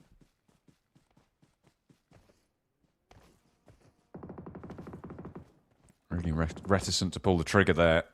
77, though. Spots XYZ. It's looking to be a little bit isolated on that western flank as well for God's Reborn. Yeah, that does go through. AZM pinches the point, and Hayara crew are earning a lot on this match. They're up to 10 elims right now, Blank, and a 4th place guaranteed. So it's not going to be their worst performance in terms of placements at all. They have had 1 5th place, but they've only had 1 other 4th place, you know? So what they haven't had is a 3rd place. So let's be on the lookout for that. This is what our lives have come to. We are excited about a team getting 3rd and not 2nd. Yeah, we'll see what happens here. Yara crew off in the distance. AZM taking a fair bit of damage. He's going to struggle to come off that high ground. Calais has created a little bit of an anchor point for him, but I do think it's going to be hard for AZM to make that run out. It would have to be a big distract coming through from God's Reborn and as well as balls for that to happen. It may well be. Robs has to reposition now. AZM may be able to move under cover of fire from across the way. Calais not quite getting involved with the shots over towards God's Reborn, playing very close to this little saddle. But it's Golden Guardians that I'm slightly worried about on that south flank for Calais and for AZM as well. The blue wants to find some shots, but you don't quite know where all the players are. AZM does get spotted, so he can't go for that run out. I don't think that you send Calais back out to go for that res, so it may just be fighting on as one. There's that flush. Snowick's breaking out as well to that east side. Shows that the boars are really starting to take some initiative here. They can read the pace of the lobby. They can read the tempo very, very well. That's exactly what they'll do. Oh, 4th place, so they don't manage to quite get up to 3rd place. Yara crew will go down, but they still got a whole heap of points for that game. Over the double digits already. As God's Reborn, yeah, they're just getting torn to pieces here. The crossfire, God's Reborn will be taken down. Boars trading back and forth with the Golden Guardians. And now, with 3 players alive, 9 eliminations, can they take on the Boars at full 4? I mean, look at the speed from Boars. This is actually really good gameplay coming through from them. Instantly into position. Robs gets a little bit over aggressive there, but will find his mark. And now it is just 77 still up and remaining with a P90 trying to get it done. That was a fantastic endgame. We didn't have a lot of time to analyze that of how all that played out, but that was a lovely endgame from Boars. They got this lineup as soon as they felt the thorn in their side go away from Yara crew, instantly line up and they sweep to the south. I love that match from Boars. I mean, it was like 3 minutes of perfection, honestly. And they have a back-to-back chicken dinner as well. Able to win on Rondo, win on Erangel. Now they're going to have another opportunity at Rondo. 8 eliminations, fairly timid, fairly quiet, but I think you're right. The quality of the gameplay there was worth so much more than the points coming through for Boars, showing minimal damage, cleaning up towards the end. They played their position perfectly. Yeah, brilliant stuff coming through. Very, very happy with that one. And Yara crew do still get loads of points or whatever, but you know, that's kind of old news. We're kind of over that now. We kind of are. Yeah, exactly. We're at the point where Yara crew getting points is like, oh, well, you know, kind of expected that to happen. So what else is exciting in these games? It's definitely hard to say right now. With Yara crew being so far ahead. But I mean, that end game from Boars was lovely. I don't actually think we've seen a better end game from any team so far other than that match. So it was so swift in execution. Yeah, surgical from the Boars. Able to show us how it's done. The Golden Guardians do get the MVP title though. QWERTY able to put in 960 damage. And I mean, you know, obviously, as we said, 8 eliminations for the Chicken Dinner team. It's not unreasonable that a team from a different team has an MVP representative. Getting 3 eliminations, 4 knockouts. They did survive very, very late into that match as well, Blank. Able to get all the way up into 2nd place. And that is a good result for them. And it's one of the two teams that I sort of were highlighting through that, right? Ritzy, very much disappointed. Golden Guardians, not so much. Yeah, not so much. I mean, for Ritzy, there was definitely this case where I think they could have done a little bit better. They had the same problem as TBSS, where it was such a weird split they took in their engagement where they were not all on the same page. 2 players went to go fight Hatayara Crew. 2 players went to go fight Boars. TBSS, 2 players go to fight to finish off Hatayara Crew. 2 players stay behind for some reason. I think you've got to fully commit in those instances, otherwise that happens. Yeah, it's a difficult decision to make, but just the sort of decision you need to be bringing to the table. Ritzy do have a rep on that table as well. Boars top the tables on the points, though, and they get 18 for their troubles. Golden Guardians with 15, and Hatayara Crew were able to secure 14 points for themselves, which is way below their average. So really quite terrible if you think about it like that, you know. Yeah, really quite a horrible result from Hatayara Crew. Definitely expected more from them overall. 14 points, it doesn't really cut the cake here. Obviously, we are joking. Boars Gaming, though, at the top with 18 points. They are trying to catch up, but only being able to get a profit of 4. It is annoying, I'd imagine. Very annoying. Golden Guardians, so I think they are slowly making their way up the tables. They've been having like some good games here and there. Nothing extraordinary, but they are certainly putting up those points. Yeah, I mean, they've had a chicken dinner already yesterday. I think they started this match pretty high up on the tables as well. Yeah, I think you're right. Kodiak will be slipping further behind the Boars, though, this time around, and that gulf just continues to widen. At the start of this, I think they were 27 points behind on the tables. That gap has expanded pretty heftily, right? It's going to be harder and harder to start to close that down. But we're going to give it a good go, because at Kodiak, it's their only chance to look to qualify. Our MVP for the match, for the overalls, is going to be Calais now, knocking Loco off that top spot blank. Yeah, I mean, he has been playing incredibly well, so it's hard not to think that was fair enough that was going to happen. Really well done, though, to Calais. I think some of his engagements have been sublime. Like, crazy the way it's worked. But look at this. You know, it's still only 30 points behind the Boars. Very, very weird the way this is panning out. That's 40. Sorry? That's 40 points behind the Boars. Got 40 points behind the Boars, then. Sure. We'll do that. We'll do that instead. Let's go for that. Which is not horrible. It's not horrible. Oh, you're talking about Hatayara. Okay, hang on a minute. I think I got confused. Oh, okay. Yeah, because it's exactly... Okay, right. I got confused. I jumped in your point. I'm sorry about that. But yeah, it's kind of addling the brain right at the top of the tables as to what it's like 35 points. No, noticeably they didn't manage to break 160, so they didn't manage to beat Boar's record in 3 matches short of what they were able to do. So yeah, Hatayara Crew continue to disappoint from match to match. Really, really quite horrible stuff. Our back page here. Yeah, I mean, it's just so difficult for anybody on this back page to shine when so much focus has been on the teams basically in the top 3 or 4 of these tables. There's really been nobody else who has stepped into the limelight. You know, there's some interesting decisions that were made. I think probably most notably SWAT Europa's decision to stop hot dropping in Pachinki. But other than that, like, nothing notable has come out of this. Yeah, sad to see. Honestly, very, very sad to see. But it's not, I don't think it's going to change anytime soon. I think we sort of just have this big old point sponge towards the top right now, John, which is going to continue for the rest of this tournament. Kodiak desperately pumping those legs as much as possible to try and catch up. But within Cherry Morton's players just instantly, not DCing, but just taking the L on some of those engagements, not even trying to stay in whilst knocked. I think some of these players are realizing that it might be a little too late. Hey, you know what?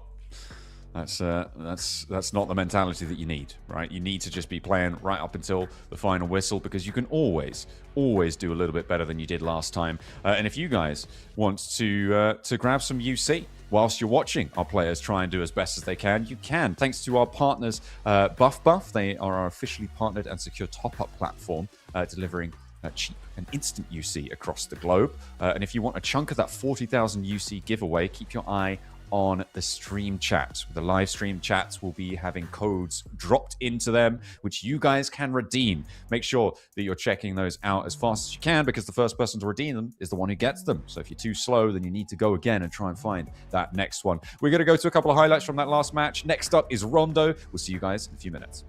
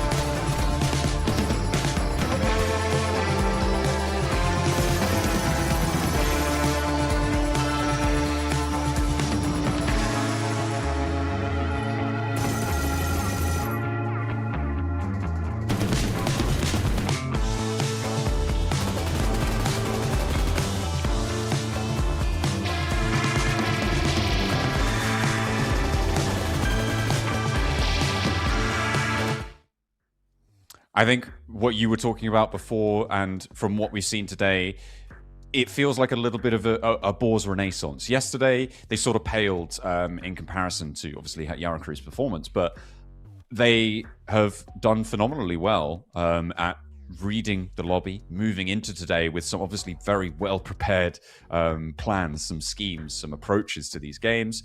And it speaks as a testament to their maturity, to their ability to just keep going in these scenarios.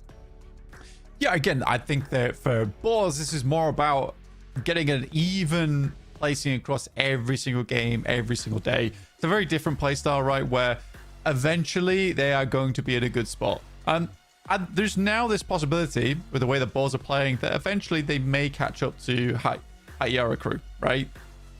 Maybe that happens, maybe it doesn't, but with the way they're playing, if Yaracru isn't able to keep up this kind of performance, certainly possible. It is a little bit difficult considering we almost never see Yaracru do badly in these matches. But I do think that Boars is putting on a great case for their own gameplay today.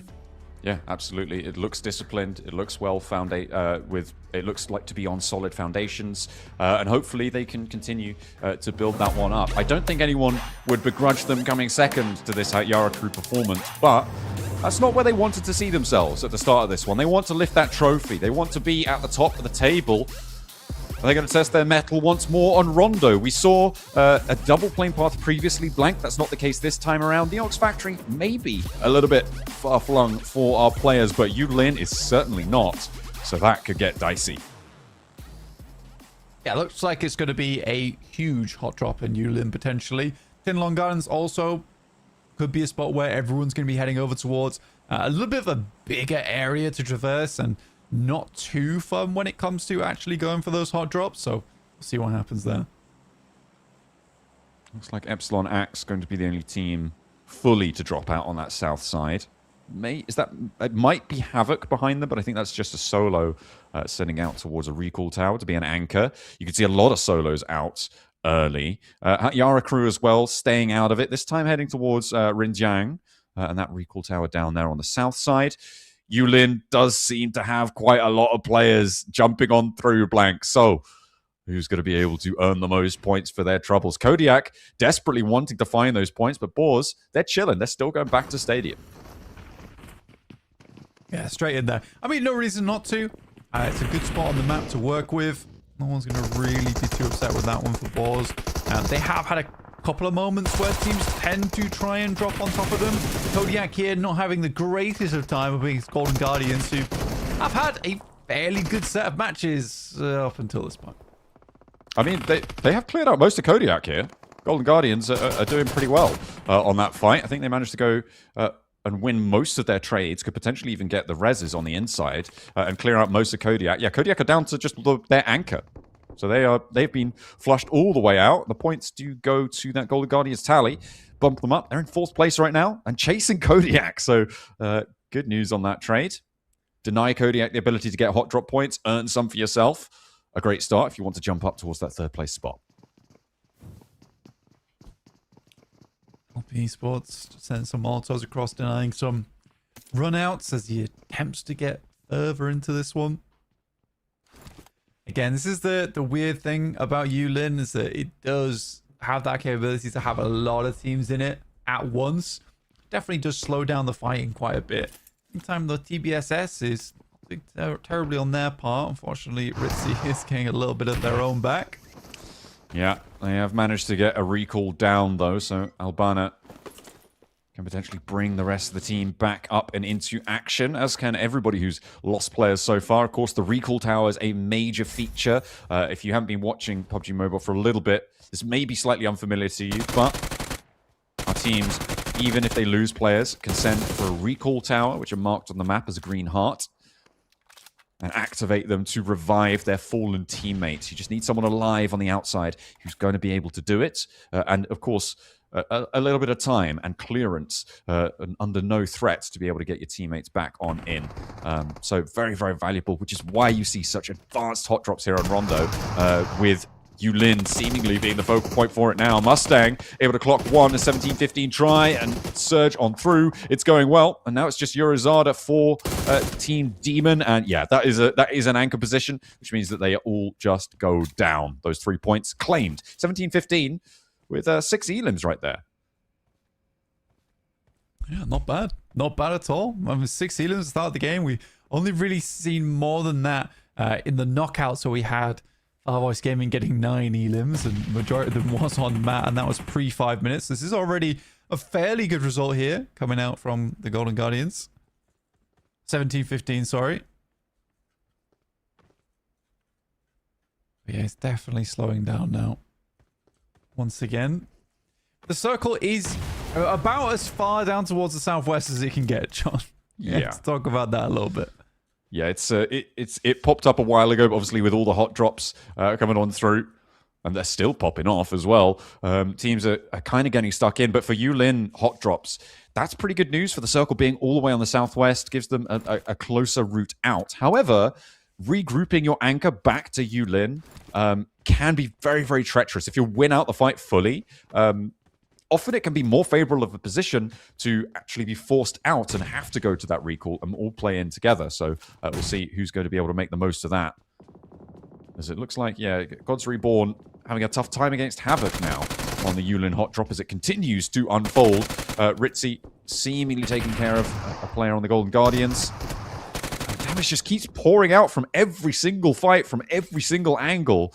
There is really no cessation to this as Wings tries to fly, not quite living up to his name, and will come crashing back down to earth with a belly full of lead. I mean, Cashy's just been holding this spot down the entire time. For TBSS, oh my god, what a lucky break for them, right?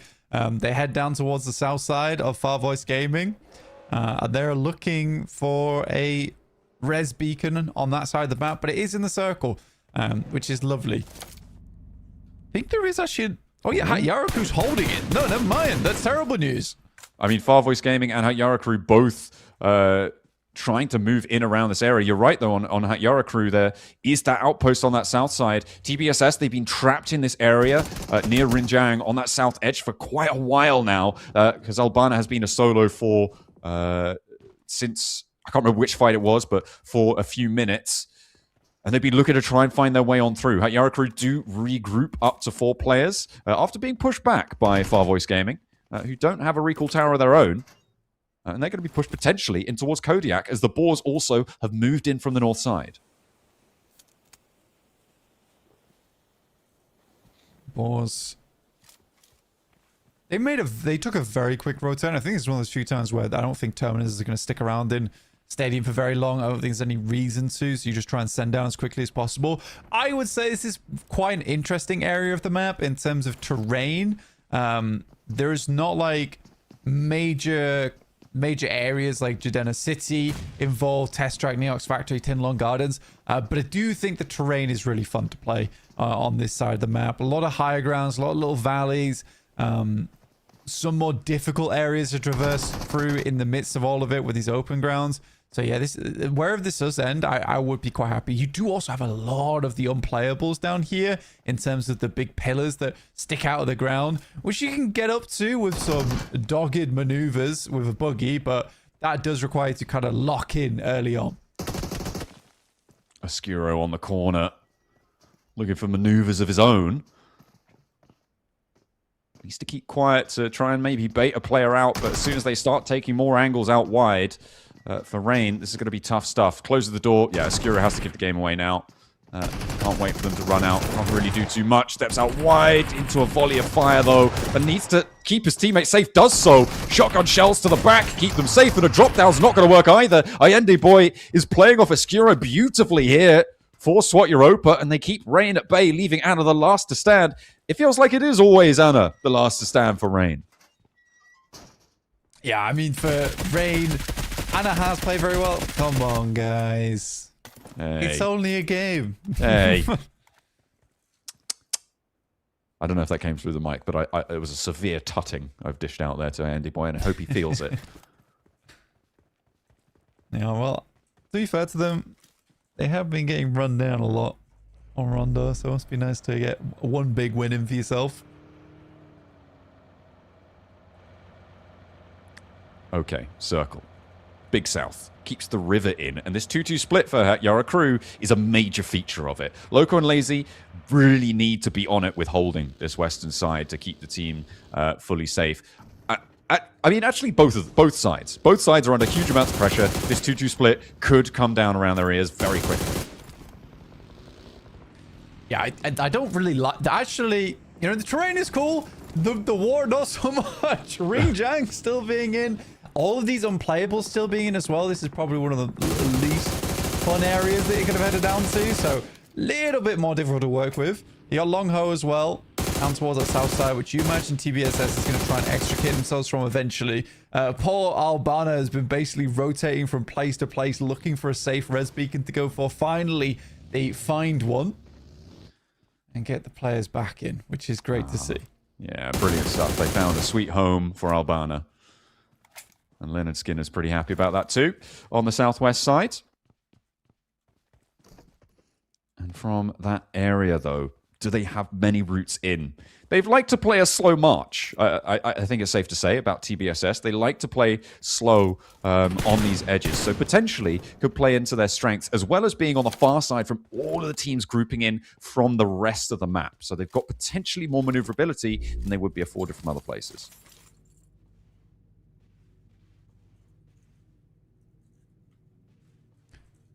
Taking a look now of how really Alp Esports plays this one out.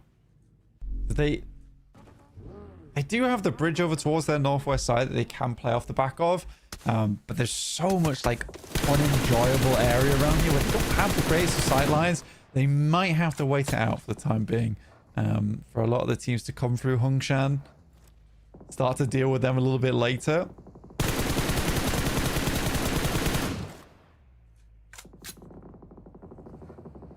Shots coming out from Gods Reborn, who have taken a turn for the worse today. They've lost a player on this match as well.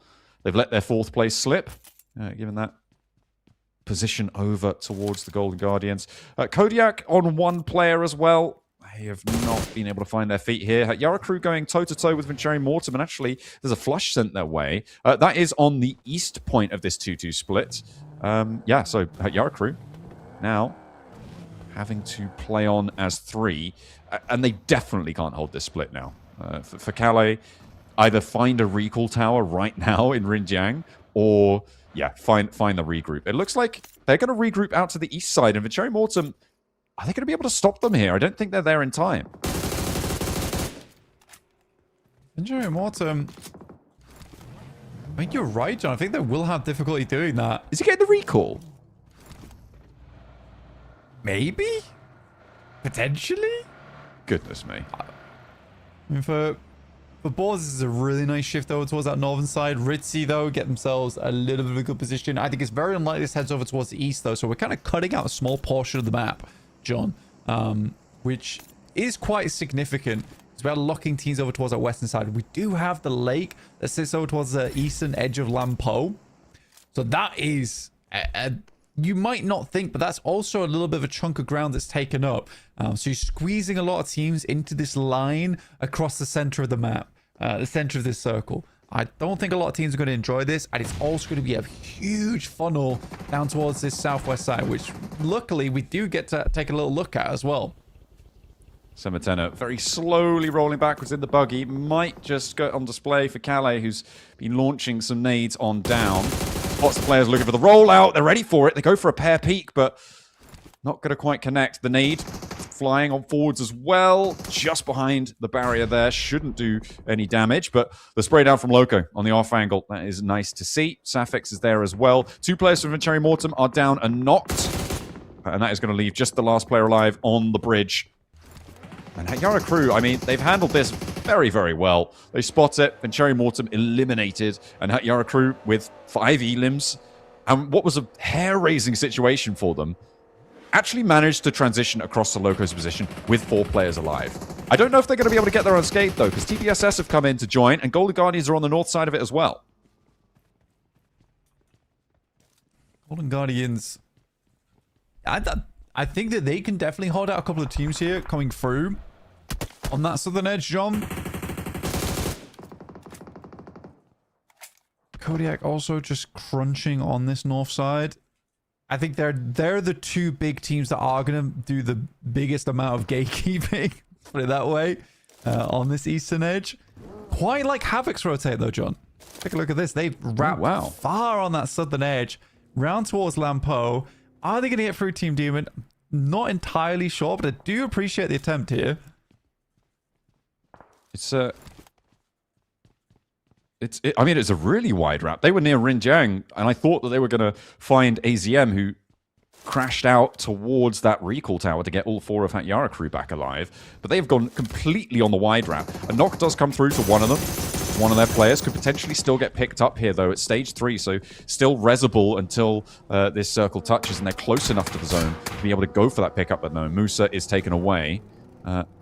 Don't think they've got a recall tower in there to be able to bring their team back. So playing on as 3, but still finding a way into the circle is more than can be said for most. And again, it's a north shift. Ritzy have been earning a lot of points, by the way, Blank. They're in double digits already. They're up to 10 elims, and they're slap bang in the middle of this one. We did talk about Ritzy a lot before even the final started. We were saying that they were quite a promising team. And they've remained that way, right? I think for Ritzy, it's a case of you look at this squad, you think to yourself, you know, they're not terrible. And I think if in a different world where we didn't have incredible powerhouses like Kodiak, like Boars Gaming, like Yara Crew, Ritzy would be way further up in this lobby. It is just unfortunate they've had to go up against some absolute leviathans. It has been just such a struggle to find any quarter given to you in these lobbies. SWAT Europa trying to find some of their own Eclipse, nearly bleeding out there, nearly getting sprayed down. Oh, a crash. Okay, here come the approaching players from Golden Guardians, and they do manage to run down 1, but I think these off angles just not going to work out. Another nade from player one does even the scoreline a little bit closer, but 2 players now to stand, playing on the corner against Calais. He just can't quite find the wall, but he does manage to win out the trade eventually. Now it's just Loco and that Yara crew in danger of their lowest placing in a long, long time. Certainly over the course of this one, a good cook on the nade, but the heal comes through just in time. And TBSS could shut this down as well. Looks for the point, looks for the spray. No, he's dashing forwards. Loco caught on the off angle as well. Third-party positions coming into play, and Loco now needs to keep his wits about and darts out, but they are shut down. And finally, the Titans are toppled by 3 or 4 teams, giving them the runaround there, but they fall out in 13th place, 6 elims, blank. That is the worst they've done so far this finals, which is saying something given they've already got 6 points. You know what is wild? It's 17-15 currently going against Epsilon Axe, but what is wild is when we're, I wouldn't say we're celebrating, but we are getting excited about our team going down really early. But I think it's fair, you know, with how Yara Crew's been playing. I will say, though, this is that Balls Gaming now have a chance to catch up. We didn't know. Oh, we thought he was down there with the rest of the team. That is rough. But as I was saying, this gives an opportunity for Balls to catch up. They haven't had this opportunity. Well, they haven't had this opportunity a whole tournament. That's a whole sentence, right? Yeah. They haven't had this opportunity. Yeah, they haven't had this opportunity the whole tournament to catch up, sadly. But this is the one for them. So they can put some work in. And they are one of the few teams that actually has a really nice position on the map. Yeah, they did manage to get in nice and early. Obviously, we know they don't like to go for those hot drops. They start from Stadium this time around.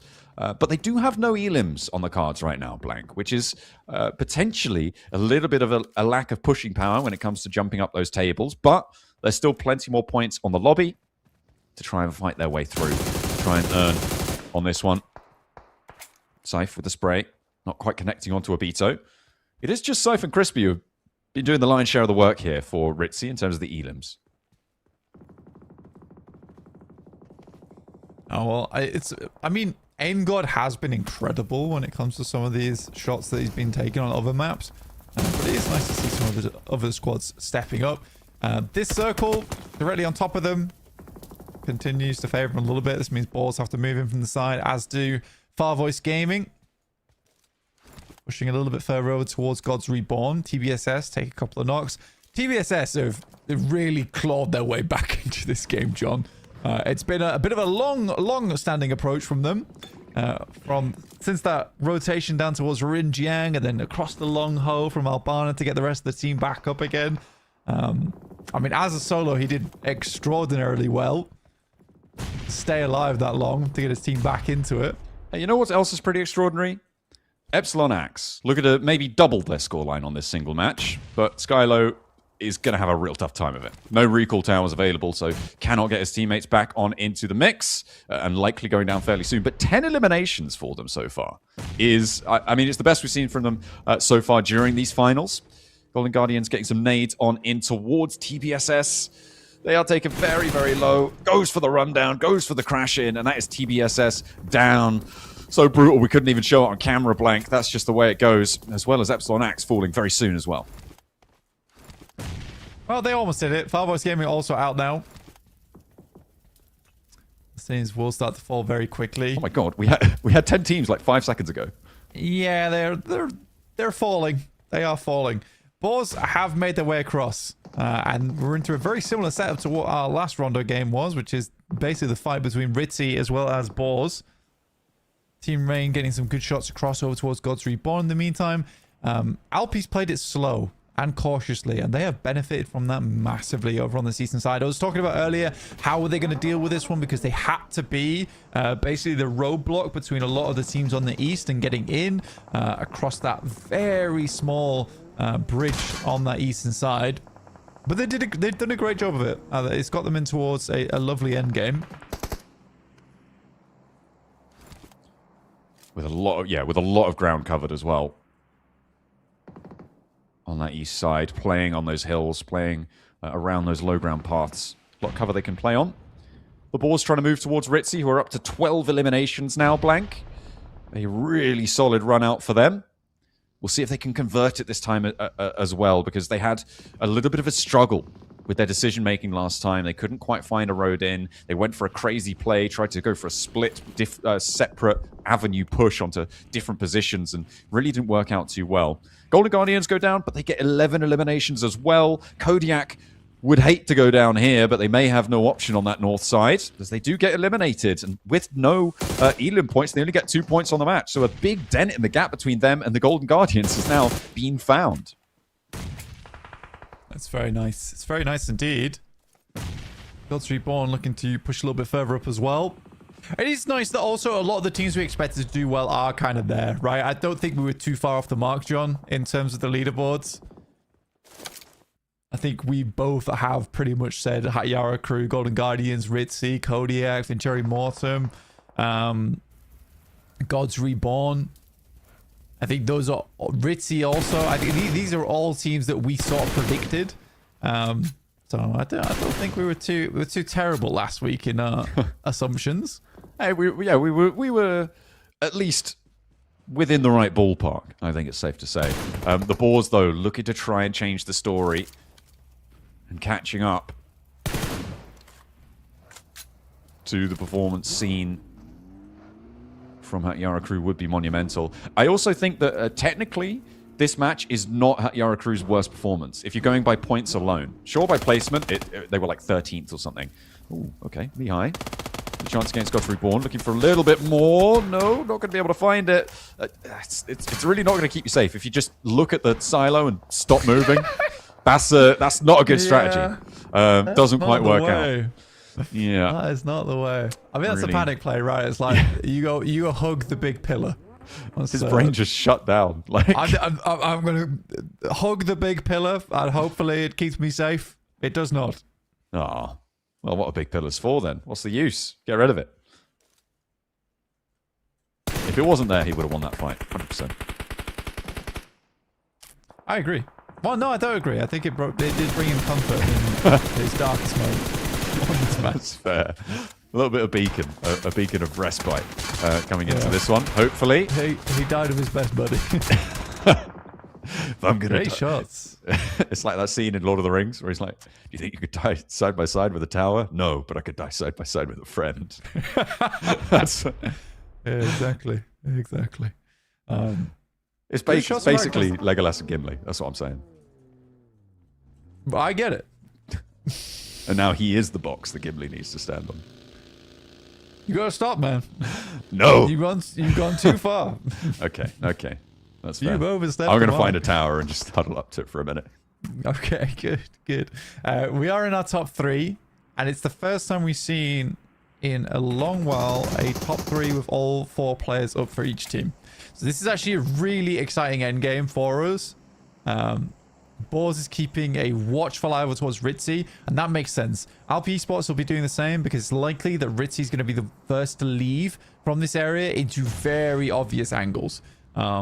So I would say that going off predictions alone, this is probably an LP into an LP Esports and Boars Gaming endgame. Okay. This is giving me flashbacks to previously when the Boars were looking to try and hold out Ritzy in a compound where they were trying to move south and just sort of pushing them into unfavorable position after unfavorable position. They were able to win that one out, though. The Boars may be having a tougher time of this one. They're going to actually take the fight to Ritzy. They decide now's the time to go, but unfortunately, they lose Ragnazada on the inside. That is not the player you ought to be losing. Certainly their standout fragger so far, but don't discount Snoix, Robs, Terminus. They still have got plenty of gumption left to give. But I mean, these LP off angles are just so brutal. And Rob's going down to another Naven Crispies. That's a re-knock on their side. Oh, God. For Boars, it's not going well. I mean, it's a good approach coming through from the guys on Ritzy. Really, really well done to hold their nerve here. 13 eliminations, and they're actually going to rack up a 14th. So, I mean, removing a player from LP is a pretty big opener for Boars as well as for Ritzy. To reduce the number of angles in play, really starts to consolidate those angles and the directions of threat coming through from Alpi. You can see they're now all lined up on that northern side, so the Boars do have more breathing room here. I mean, for Ritzy, it's a huge opener. Actually, a really huge opener. Getting a knock and a flush on the most Alpi as well as Balls Gaming, huge. But again, I would say this is more on Alpi than it is Balls, right? I think if you're Alpi, you see where Balls are playing, you wrap around towards this north side and you just play into Ritzy, and then you have to hold out Balls later on. Instead, they weakened their position versus Ritzy because they tried to get some cheeky knocks over towards Balls Gaming, which I don't think was really the play in this instance. SnowX with his last nade forwards. Not finding a knock. Crispy nearly going down. Abito is the cat amongst the pigeons on the sidelines. Terminus nearly finding Crispy again, but look at the laser coming through from Safe. Able to find Terminus, get the knock. It's going to slow down the Boars, remove a sightline. Abito now really needs the backup from his team, but they're nowhere to be found. An immediate flush, and Ritzy keep going on this one. Terminus, no, he's not going to get res. That's flushed away, so a 2v4. There is a 1-for-1 trade, and now it's just Rob's left standing. Cappuccino able to pick it up. The Boars go down. 4 eliminations, third place, 5 points for it. Not the dent that they were looking to put into the lead coming through from that Yara crew, but now all eyes on Ritzy, looking to try and take down Alpi. Nice, and another head has been spotted, and immediately it's taken off. 17 eliminations for Ritzy here. This is a really, really big result for them. MG3 coming through for Cappuccino. Uh-oh. We'll see if we can get done with it. He is the solo player from them. Luckily, he is in this next circle. But Ritzy will just probably slowly walk him down here. Having vehicles available from inside the compounds is huge too. Gives you a lot of options going into this endgame. There's some emergency cover now out to his right. Doesn't have any smokes to mask the way unless he's got a back pocket smoke launcher, which is certainly possible.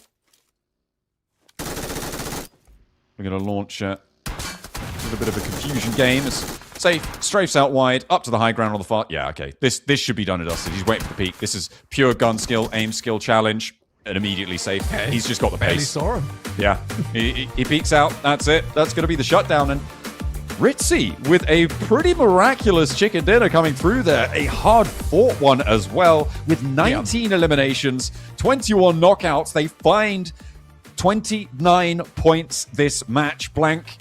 There's now a contest for third place that is starting to pop off, starting to open itself up. Absolutely. I will say though that shouldn't really have happened the way it did go down. Again, when you're, I think that is more of an issue that comes into play at lower levels of PUBG Mobile, where teams don't really work together as much as they probably should. In that instance, Boars and LP Sports both should be looking to work together to finish off the guys over on Ritzy Sports. The fact that Alpi Sports weakens the position of Boars Gaming allows Ritzy to get out.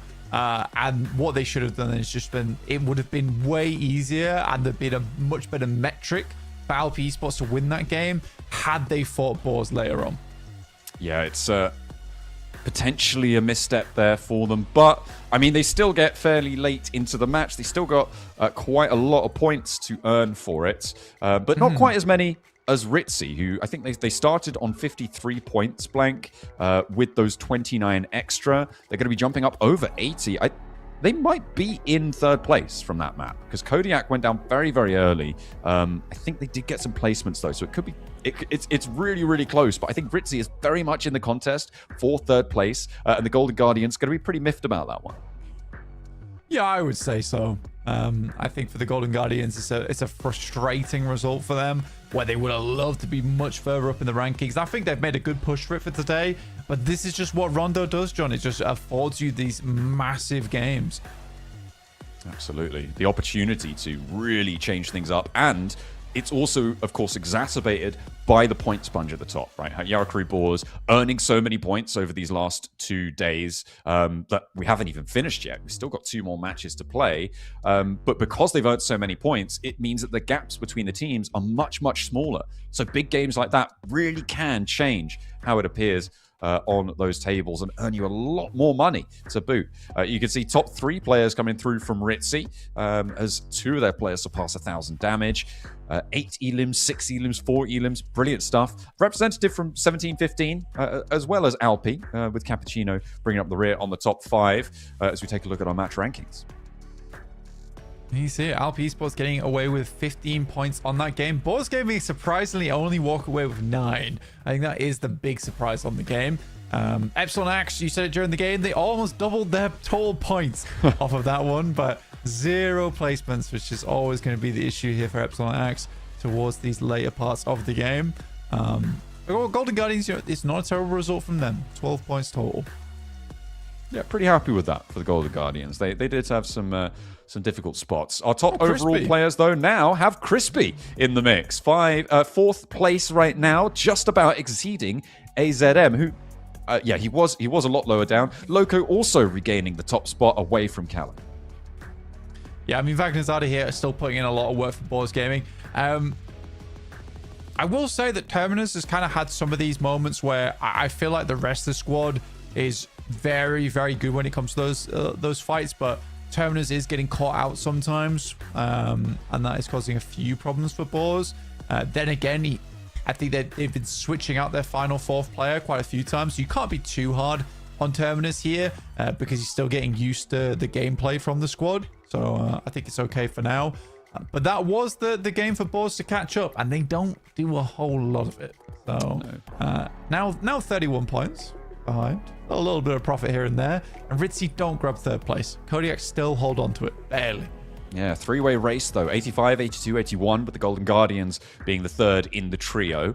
And Boars Gaming are definitely within striking distance, right, of Hatyara Crew. But, I mean, that's kind of it, right? There's no way that anybody else is going to be able to jump up towards where the Boars are, where Hatyara Crew are towards the end of today with 2 matches left to play. Our back page now featuring Vincere Mortem blank, and that is not what we expected coming into this one. I didn't put them in my top 3. I thought, it's fairly likely that they could be there, but after the last day and a half, yeah, I think I was right not to put them in there. It is unfortunate what they've been bringing to the table.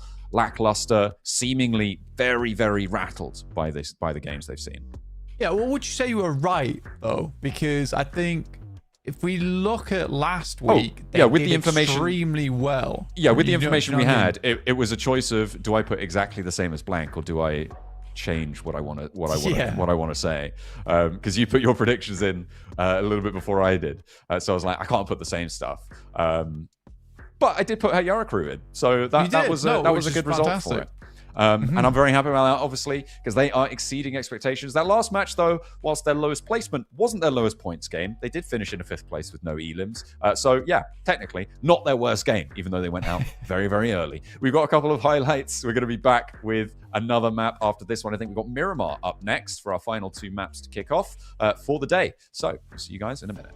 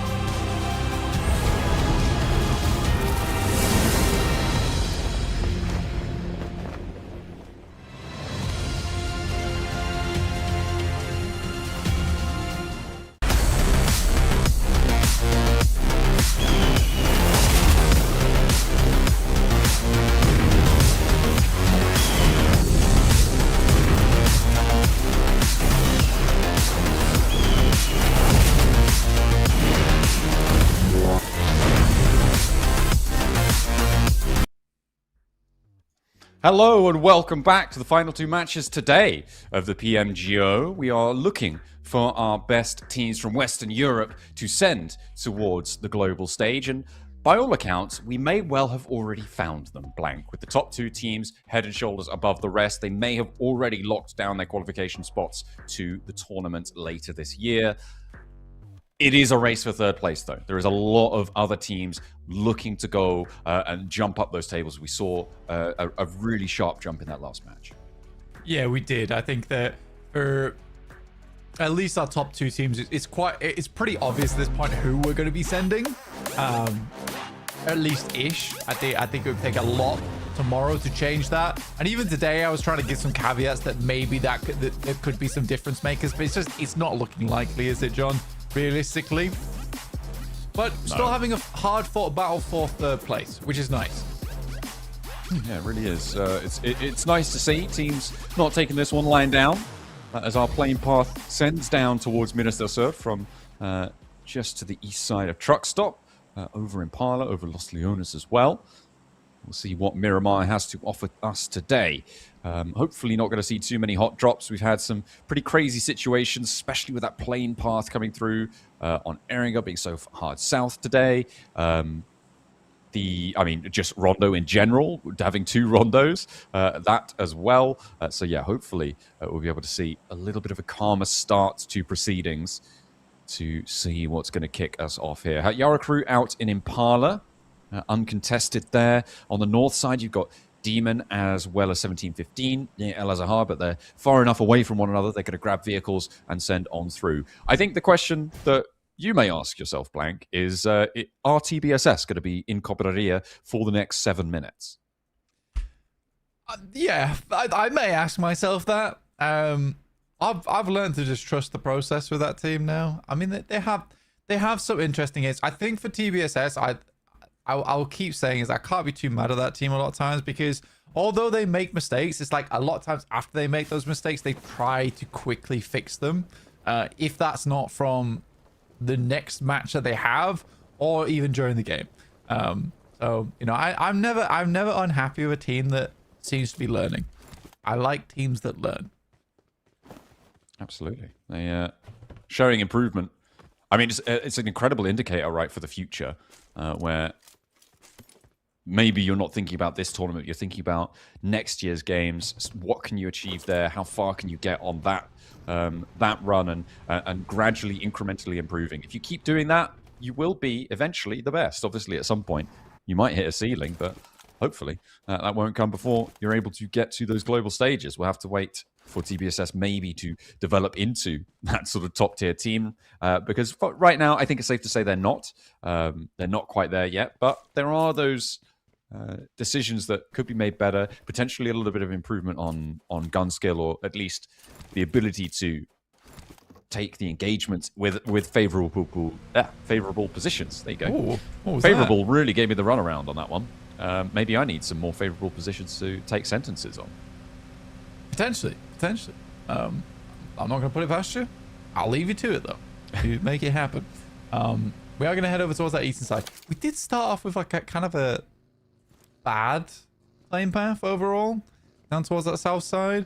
I think most teams will be probably looting late. You know, on the map, it doesn't look too bad for where teams are currently, but it's still a bit of a journey. I mean, even for Cherry Morton right now, they are having to travel all the way up to El Pozo. We are 3 minutes into the match, and they have yet to start looting. So that's never a good thing. No, it's gone maybe a little bit slowly for our liking. Circle, yeah, very chill on a central area, and should allow things to go through as expected. Not too much to worry about. I think this might be one of the only games today where we don't see some action unfolding early on this Miramar. I think the northeast side probably has the biggest potential to get messy, with 1715 and Demon close to one another. They could potentially find one another on their route out down past El Azahar, potentially for Team Demon, past 1715, or maybe 1715 are going to head out towards them. It seems like they might want to, but they are still a couple of 100 meters away from each other.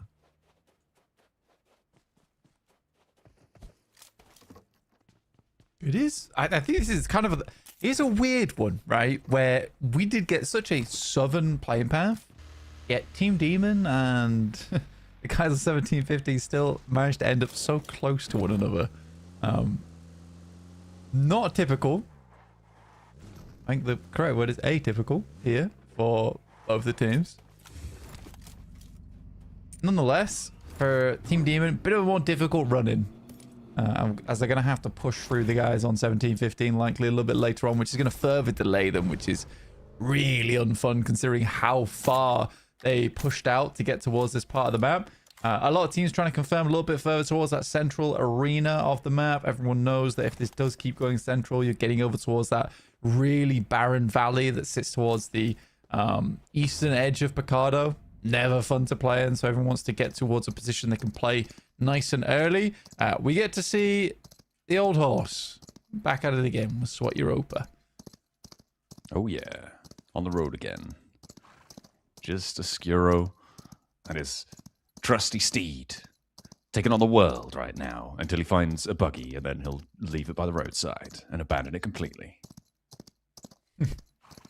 And we'll never see it again. It's probably useful for the first 5 minutes of the match. Yeah, I mean it's what you drop on. You grab the horse, you find a different vehicle. Basically, it's just so exposed on the back of the horse, right? That's the main difficulty for it. It's so worse than a buggy. Yeah. Overexposed for the rotations that you're going to be wanting to make later into the game. Yeah, he's not even going to find his own vehicle. He's going to just jump in his mates and try and get on the road that way.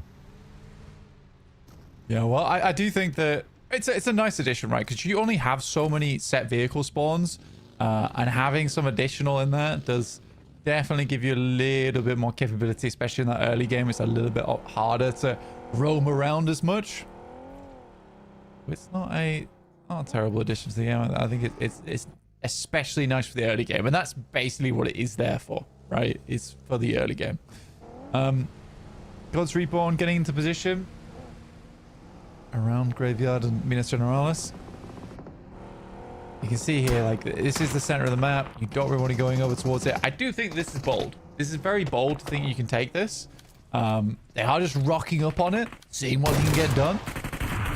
All right. Well, no knocks sent their way so far. Kodiak now wanting to hold this out, but they're a little bit split. Gods Reborn may have found themselves an opening, but the blue gets blasted back, and Winnie able to find one. The trade not quite there, though, unfortunately for Kodiak, because they just don't have the numbers in this location. They need to regroup faster. Winnie is holding the angle, but with his teammate down, needs 20 and Frizzo to get into the location as fast as possible. Memodal is relying on them. They do manage to marshal their forces, and now Gods Reborn playing as 3 after losing 1 on the roll-up, or previously. Gonna have to piece themselves back together. Yeah, faltering on the approach. XYZ caught on the cross, not quite going down fully. Bounce on the nade, not quite sure about that one. Winnie steps out wide. Frizzo threaded through on the off angle there. And there is that a third party? No, it's just 20. Able to land some shots over towards Gentleman. XYZ looks for the heal up, looks to step forwards, does have a teammate alive behind him, but he's got to charge straight on in, trying to dominate the battleground right now. And actually doing a lot of damage here to Kodiak. This is really bad news for them, as they were looking to try and fend off the players looking for third place. They lose yet another, and the reses need to come through now. 20 is there, looks for the shutdown over towards Gods Reborn. Kodiak, again, I think it's very bold to think you can grab this, but they've not been doing a terrible job at getting in there. The Gods Reborn starts to look a little bit more difficult. There's Team Demon going down to 1715. That's exactly what we thought would happen, and has happened over towards the northeast side of the map. And we're heading over towards the valley. Pretty grim Miramar. Luckily, there's only one today. We're seeing it again. The desert fraught with danger, more so for Kodiak than a lot of other teams. They go down with 1 point blank. It's almost certain that they don't end this game in third place. Would require Ritzy, Golden Guardians, as well as Gods Reborn, who they just took a fight with. Not to get too many more points now. Epsilon Axe charging in for the fight against Alpi. Trying to deny them performance once again. Last player standing now for Alpi. They've only got 1. Jakey is alive, but a little bit removed from this one. About 300 meters northeast of this location. Around the Labendita crater, just on the west side of it. Close to Gods Reborn, in fact. Yeah, for Gods Reborn, Alpi is that little bit of a threat off in the distance. But they were dispatched fairly quickly. Alright, down to just one. You don't really want to have that singular player just looming. Can always take down one, get a couple of knocks over to your way. Very unfortunate. Hayara crew rocking up to Epsilon Axe. I think I know what's about to happen. It's potentially a little bit predictable. But there's an opener. There's Golden Guardians. Giving a little assist to Epsilon Axe, but seems like they're not going to try and take advantage of that. Golden Guardians may, however, just try and roll into this fight. As they find another knock. That's the flush coming through onto AZM, so maybe there's a chance here. Lazzy going very low as well. A nade in from Skylo over towards Calais.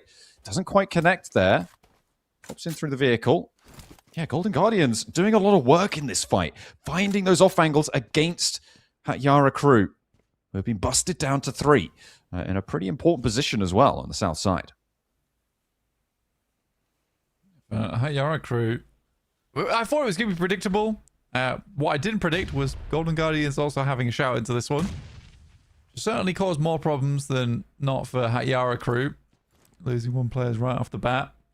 This does get a little bit more tense. This area of the map now. For our squads.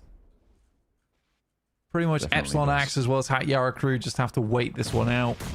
They can't really afford, other than just sending nades through, to peek out over too much, because then they invite Golden Guardians in. There's the opener. Skylo down. Skylo found. QWERTY, though, rotating around on the off angle. 77 moving in on the east. So Yarakari do need to take this fight. Getting an opener now is brilliant news. They find one and he steps out for the flush. Wait for the backlines to back him up, and they do just that. Yarakari take a knock, but the Golden Guardians will have heard this. They need to drop in now. They need to stamp straight through that door frame and see what they can find, but it's a little bit slow, Blank. Loco is already going to find this res onto Calais. They're in, but the nade's only just cooking. Calais needs to move. Doesn't quite find it through with the nade. Oh, take that back. He does manage to get it on in. Loco now and Lazzy on the back foot. Maybe Golden Guardians have taken the tempo that they needed. Just a little bit on the back foot, but they still find the opener. They still get that flush, and now Yara crew with 3 points only this match. Might be going down early with 4 players descending on them. Loco needs to come up big. Goes for one, steps out for the other, finds the corner. They're playing off one another beautifully. Lazzy's there for the backup, and they manage to even the numbers very, very quickly. Rainer off in the background could potentially third party this as well, and they're looking for the flushes. Is he coming? No, that's been Cherry Mortem in the Elim feed there. Spooking me with the other red logo, but Lazzy goes down, and it is all up to Loco. He finds another one as well. His teammate will fall, but now against Hoxie. Needs to come up big. Underarm with a Molotov. Burns him back out of the building. And in a 1 versus 1, Rain are going to start to third party. A Rain on his parade, and Loco needs to get something done. No, he's out. Almost an insane nade to end it for the 1v4. I think that's what he was looking for. I think he was just looking for a highlight clip. Heard the players rocking up to his side, but I was just looking for that miraculous nade. Yeah, really well done to Loco. It did take like a quarter of the lobby to shut Hatyara crew down, though, which is saying something. As they end this game at 6 elims at 13 minutes in. And now there's an opportunity for Boars once again. I mean, they've got like a quarter of the points of the lobby, so that kind of makes sense, right? If you distribute the amount of power needed to take them down, I think that kind of makes sense to me in my mind. But yeah, Boars. I think you're right actually. Boars with an opportunity, but they're in Picardo right now, Blank, and that's a tough rotate out in this circle. Yes, it is. Picardo, where they're currently playing on the southern edge, they can move a little bit further up. I don't particularly enjoy this circle. I think we've seen it a little bit earlier in this tournament too. Good shot there coming through from Boars. But we have seen this circle before in the tournament. It didn't keep as much as San Martin in though. Over towards the western side. So there is always that potential at the plateau being in. Already down to 10 to... Wait, 26 players? What happened? Yeah, I mean, a lot of teams fought in that fight that we just witnessed, right? It was I think it was a couple of third parties sort of layered on top of each other. A lot of teams went down there. SWAT Europa as well. We had them in a picture-in-picture over on the east side. We're taking a fight really back and forth. They lost most of their players. Rain are still in this one on their southeast side. After coming off of their fight on the final third party. But yeah, it seems to have just shredded the lobby quite quickly. I think there's just been lots of scuffles. I feel bad for Rain. They always seem to come into these circles late and then just get shut down. Like, they've successfully made the first 3 rotates, and then once they see another team, it's over. Which has been a reoccurring trend. So they've not been really getting a lot of practice, I would say, in these matches. You know what I would say, though, is that before, I was thinking Kodiak, there's no way they end this game in 3rd place. That's looking a little bit more likely right now. Golden Guardians now 1 point shy of them, but still not over that hurdle. Fritzy with 2 players. They might be able to survive quite deep, though, into this match, with Venturi Mortem and Boars potentially clashing to their southwest. Yeah, the spot they're in is really good for survival's sake. They're playing around the shack as well. They're fairly hidden. This is a little bit more leaning over towards the eastern side, in which case TBSS, they do hold, like, the compound to play around with. But I'd love to see this head over towards the plateau. I always enjoy plateau finishes. Takes some very good gun skill towards that side, and then they always get these scuffles towards the, like, almost broken down barren compound that sits towards the center of it.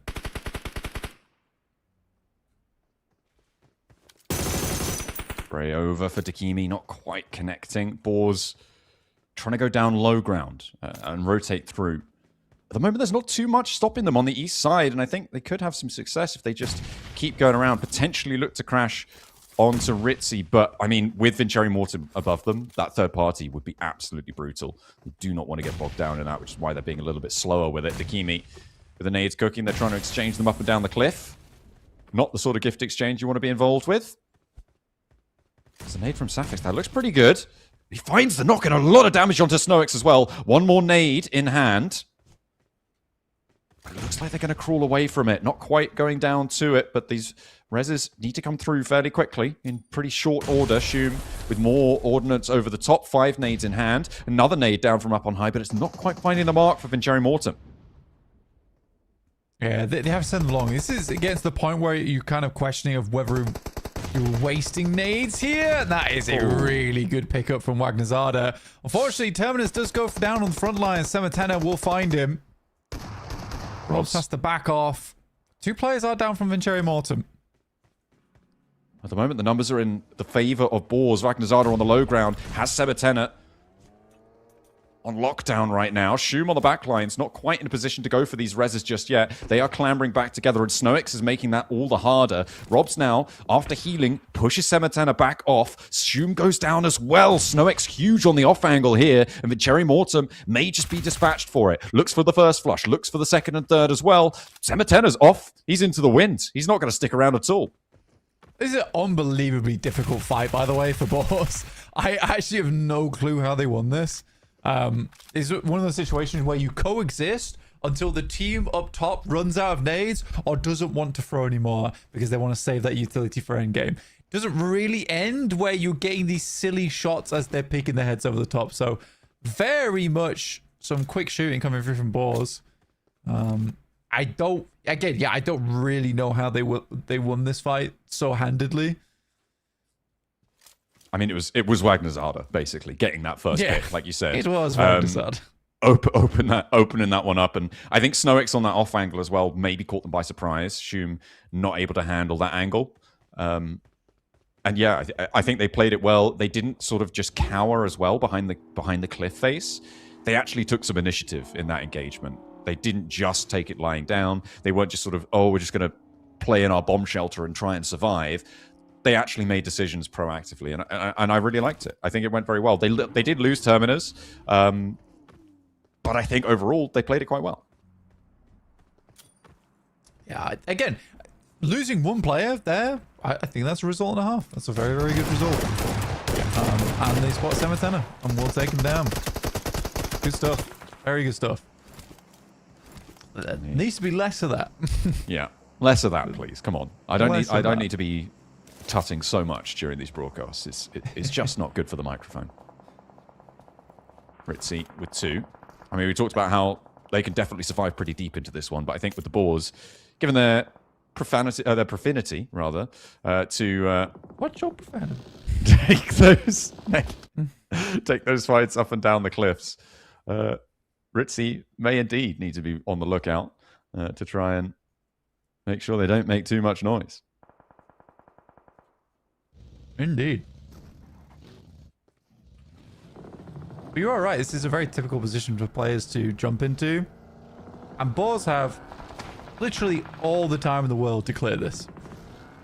So much time.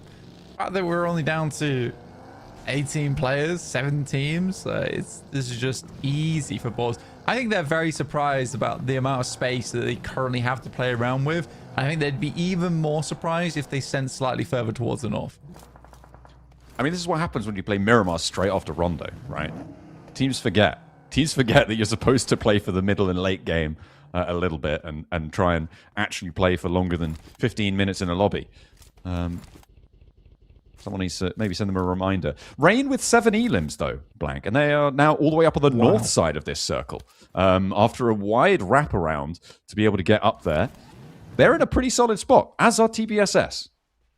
Well, like I said, I think for Rain, it's a case of usually they die on approach because a team holds them out. There are no teams. There are no teams. Yeah, well, they've made sure that seven of them players aren't in this lobby. I think they're the highest elim count right now. Oh, they're doing great. They're doing really good. Ooh, interesting. We do have the runoff that heads down towards the TBSS compound, but it's not confirmed on TBSS. So a little bit weird in the way this one plays out. I would still say that TBSS has the advantage here because they've got so many sightlines that look over towards the western side. It's very easy to give away your position.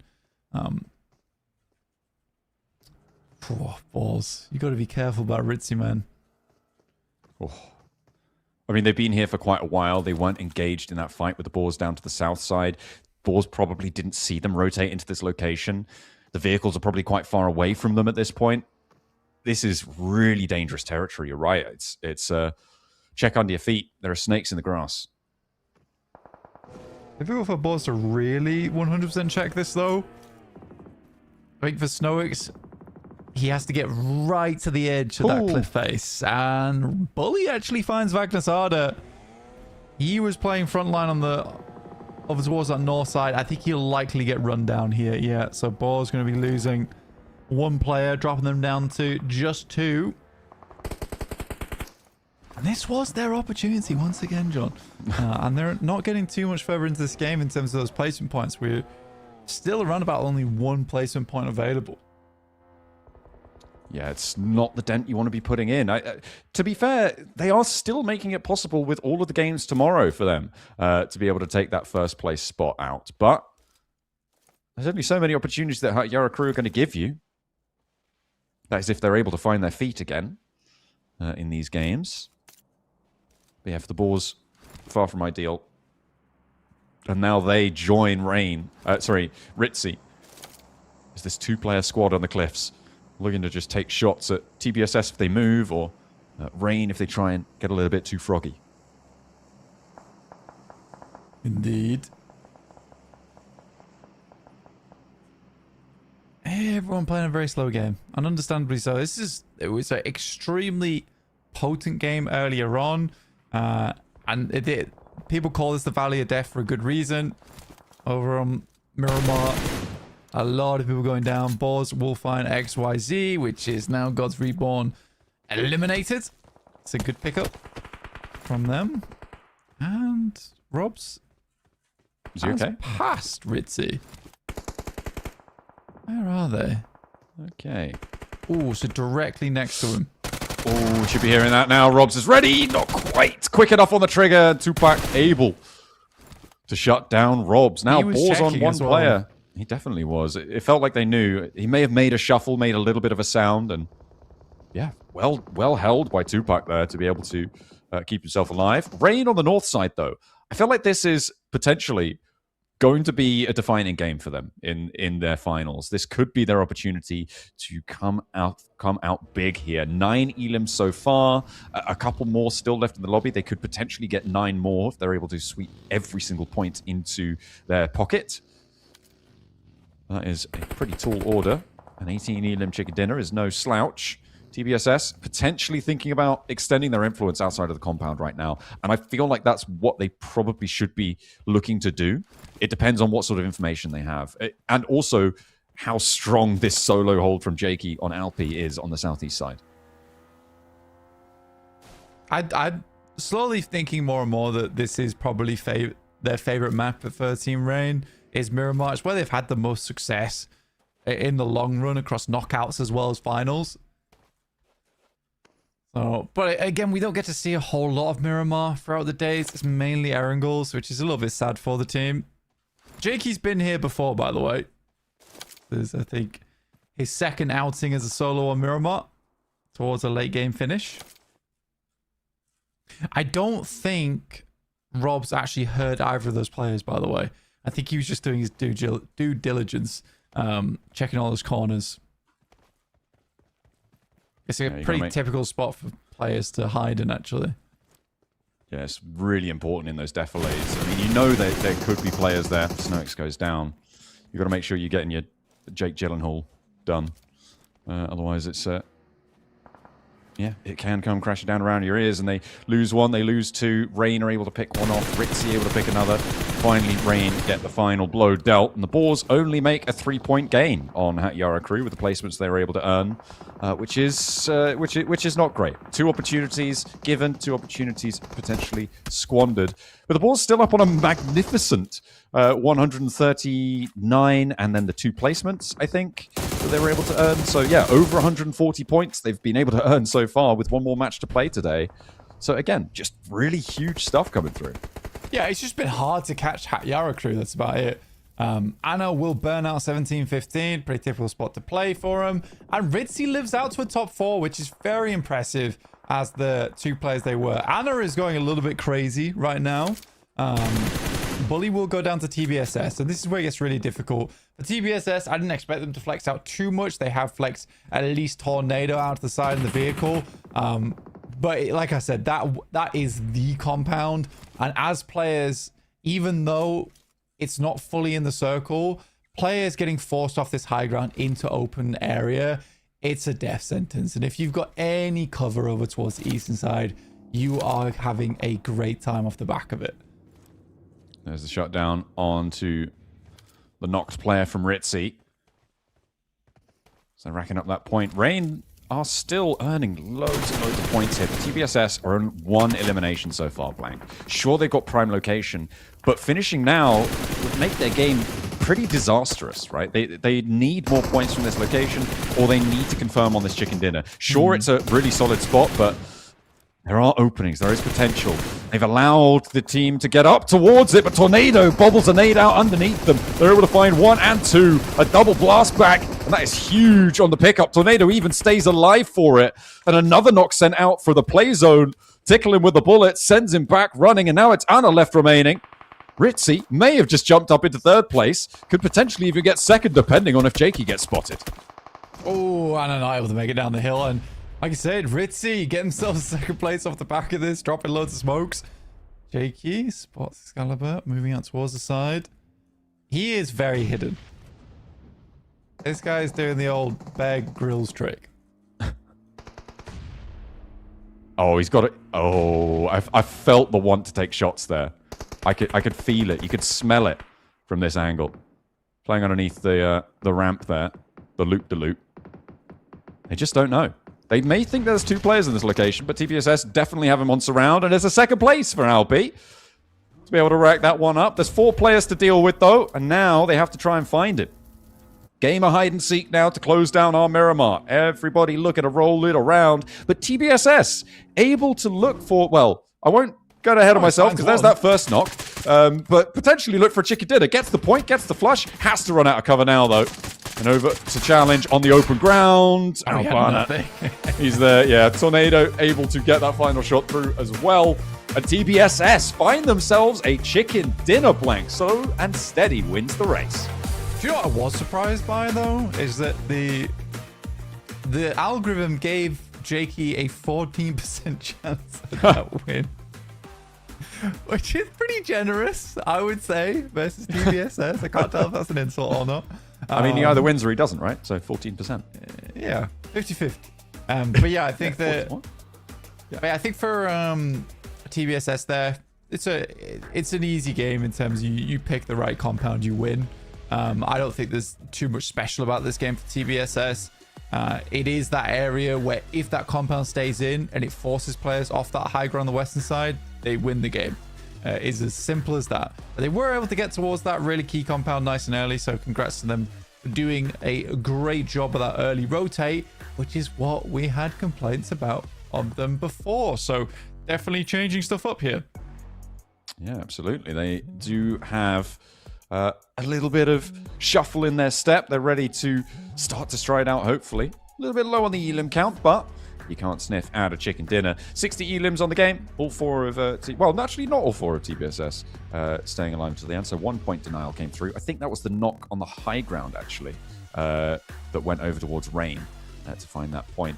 12 elims coming through from Team Rain, and they get 16 points. And they do, in fact, tie up TBSS in terms of their points tally. So even Steve is at the top there. But are there teams with more points than 16? I think there may well be. Don't know. I don't think so. I think most of the teams that got a lot of eliminations early on went down early on. But I could be wrong. Bully was able to get themselves an MVP on this one, 5 eliminations and 766 damage done on this match with 4 knockouts. It's a pretty good conversion rate for them. I think Rain could have maybe had a stronger game if this one got over towards the western side. Again, this is very much circle look on their side of things. I think they're quite frustrated. I would be frustrated not getting a second place there. I think it was very possible for them to get that one done. But Ritzy play a really good game of hide and seek, as do most players in this match. Is just a lot of hide and seek towards that end game. Yeah, I mean, Boars also had a really strong fight up and down the cliff. They obviously came a cropper on trying to tumble down it, but so did everybody else from that western side, to be fair. A really tough finish for everybody out on the western edge. So, yeah, denied the opportunity to jump up and put a massive dent in the gap between them and Yara Crew, especially given how Yara Crew go down. But they do get 6 points for their troubles, Blank. And Boars only get 9. So, as I said, 3 points is the dent that they're able to put into that difference. But it is still within striking range. No massive points earners on this game, actually. Fairly level. Yeah, it's no one really getting above anyone else. It's a very nice little stairway drop off in terms of points. 9, 8, 7, 6, 4, 3, 2, 1, and then 0 for SWAT Europa. I think that's the nicest stairway of points we've seen in quite a while. Most of them have been going over to one team in particular, and that's Hat Yara Crew, who did actually have the worst game ever for themselves. Not on points. Not on points. Not on points, though. Not on worst points, game but placement wise. Yeah, it was pretty dire on their placements. They did go down very early. A lot of teams were involved in the fight that did end up taking them down. So yeah, that is a little bit unfortunate, but they went down 13th place with 6 elims last match. This time around, actually pretty similar. So yeah, it's not ideal, but they still have complete dominance over the top spot. 169 points, Boars with 141. That's definitely catchable over the next match and next day as well after that. But this battle for third place has 4 contenders, all really giving it a good go. And in fact, Ritzy able to take up the mantle of that podium away from Kodiak. Yeah, again, for Kodiak getting dropped into 4th place, it's not a great feeling for them, I imagine. After having such a strong performance in that knockout stage, to be now in 4th, after being so dominantly up towards at least the top 3 every time. Yeah, that's a change of pace for them, absolutely. As we're heading towards our second page, which looks a little bit more how I would imagine our first page should be looking realistically in terms of the drop-offs. But yeah, again, a lot of teams very close to one another. there's still a huge amount of chance to jump around on that leaderboard. Yeah, there's so much volatility. The drop-offs towards the end are starting to get a little bit insurmountable to be able to jump up for teams like Epsilon Axe, like Far Voice Gaming. SWAT Europa are, yeah, they're going to struggle to jump up there, I think it's safe to say. Too little too late, maybe, but to be honest, with how Yarakaru boards doing what they're doing, it's too little too late for basically everybody in this lobby. So at this point, it is about getting good experience on board, getting as much as you can out of the games that you're playing, getting as much money as you can out of the tables as to where you finish. Yeah, well, I mean, again, because it is so volatile, there's a lot of money on the line that can be gained. So, you know, there's still a huge amount of chance for a huge amount of these teams to really switch things up on the rankings. But speaking of these teams, let's take a look at some of their highlights from that last game.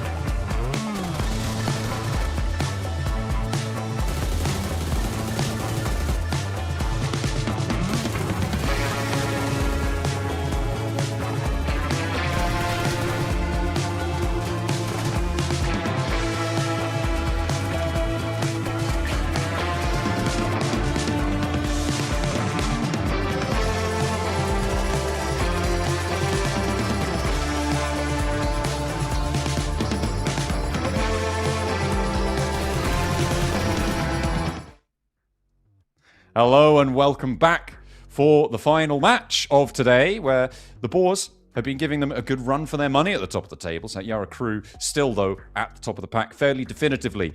Going down fairly early in their last two matches, but they have one more match to maybe find another chicken dinner. We'll have to wait and see. We've got Erangel to come up next playing. Indeed we do. Our final Erangel of the day and our final match of the day.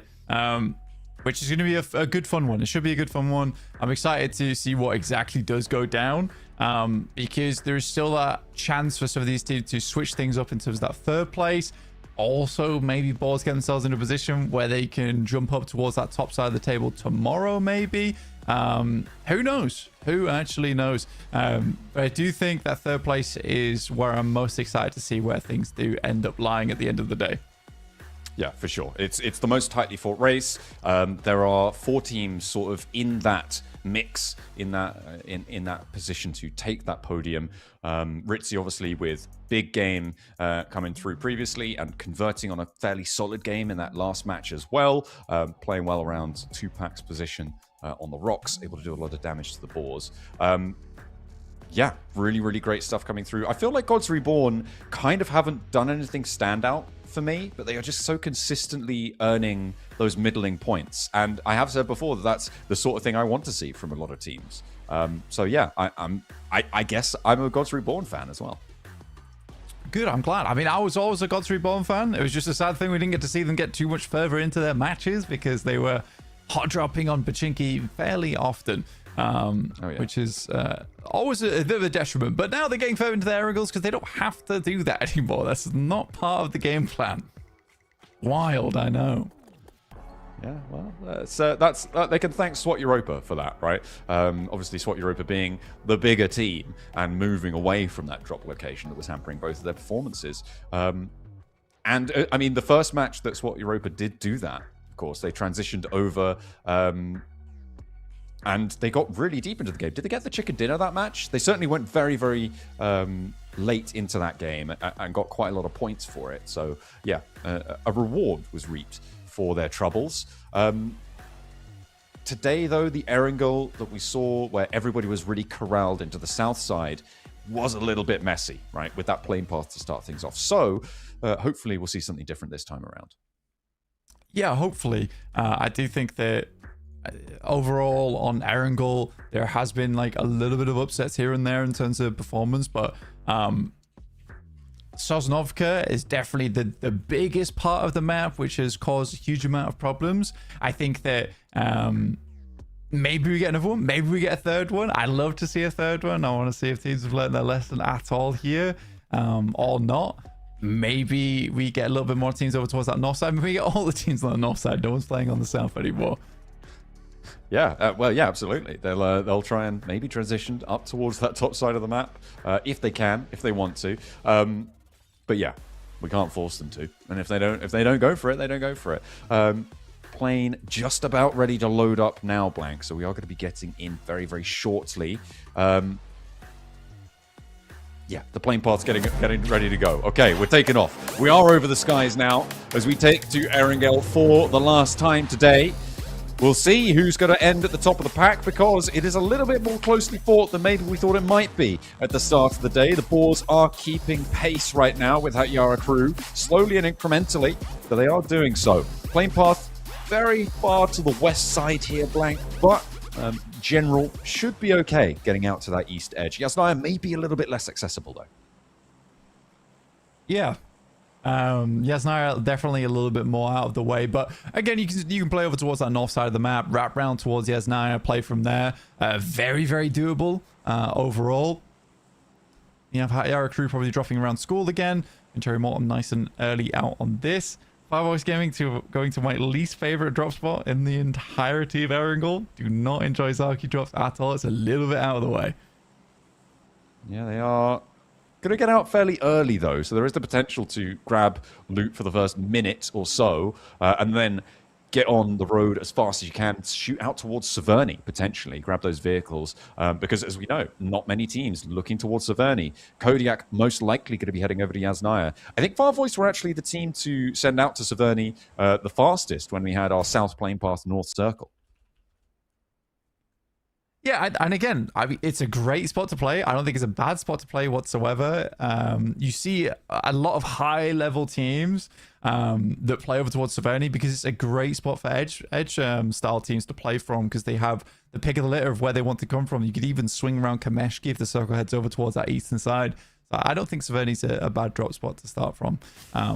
Has left Kodiak a little bit high and dry here where they're unsure where to play from. It's a bit of a trash split drop. I mean, the fact that they haven't really gotten too much further than they are for Kodiak, they do need to potentially get on further. Oh, love the outfit, love the drip, but C block hot drop. Okay, hadn't spotted this one. On the south side, there's quite a few teams actually on the military island with Rain holding the west bridge. Boars are alone in Novo right now, but they may want to get stuck in. Uriel isn't going to need to worry about the rooftop anymore. As Azar, he's spotted with a nade. The Skyloat takes up the stairs as well. Epsilon Axe trying to play from underneath. Havoc on a hot drop as well. Okay, Ritzy taking down one of their players. That's over towards Ferry Pier, so that Ferry Pier hot drop does continue in this situation. Ritzy definitely have that one in hand, as they've already managed to find two players from Havoc. Epsilon Axe continue to put pressure on Team Demon. As they turn the corner, Carlos tries to go for the drop down. Does get a little bit of damage, but they're waiting for them to push back up the stairs, waiting for them to go on the off angle. Carlos is spotted with a Molotov, will be tagged up, will be taken down, steps in. They go 1-for-1 on the trade. Yeah, that's going to be a nice little pickup there coming through from Epsilon Axe, and Team Demon not so happy with it. No, for Team Demon, it has been like multiple situations where I think for them, they've had these fights early game that they just keep losing, which has not been great. And they're dropping down the leaderboard because of this. I do think that Team Demons, it seems like they're sort of running out of steam the further we get into this tournament, unfortunately. Okay. LP, TBSS going toe-to-toe right now. Both losing players, but TBSS have already lost one. And Ronan has SWAT Europa to deal with as well. Fresh off the yellow trash loot. Ronan now with 3 or 4 players to deal with. Yeah, that's going to be a little bit too tall of an order. And again, it's Albana. Last player to stand for TPSS. They impressed previously, but yeah, this time around, a little bit too crowded on their drop. Maybe if they had tried to fully commit to a drop location in the area, other teams wouldn't have tried to stomp straight on top of them. Maybe not. Maybe not. Moose and Fake are already disconnected. Fair enough. You know, we're done for the day. We're done for the day, boys. Call it quits. Yeah, that's what Europa. Gonna try and rock on up to the compound. Alpi on the defense, going well for the first, and Obito able to get 1 and 2 as well. The off angle's working nicely. Crazy tries to hop in the buggy. Ayente boy very, very low. SWAT Europa having a terrible time here against Alpi. Cappuccino with a Molotov, and the nade combo nearly takes him down. It's so, so close. Will step out into the open broadside, though, and there is no way you're getting away from that one. Crazy trying to find an answer, but Obito not going to take the damage that's necessary, and off you get. It's Crazy to send away. You're not making this fight work for you. Alpi win that one out. Good stuff.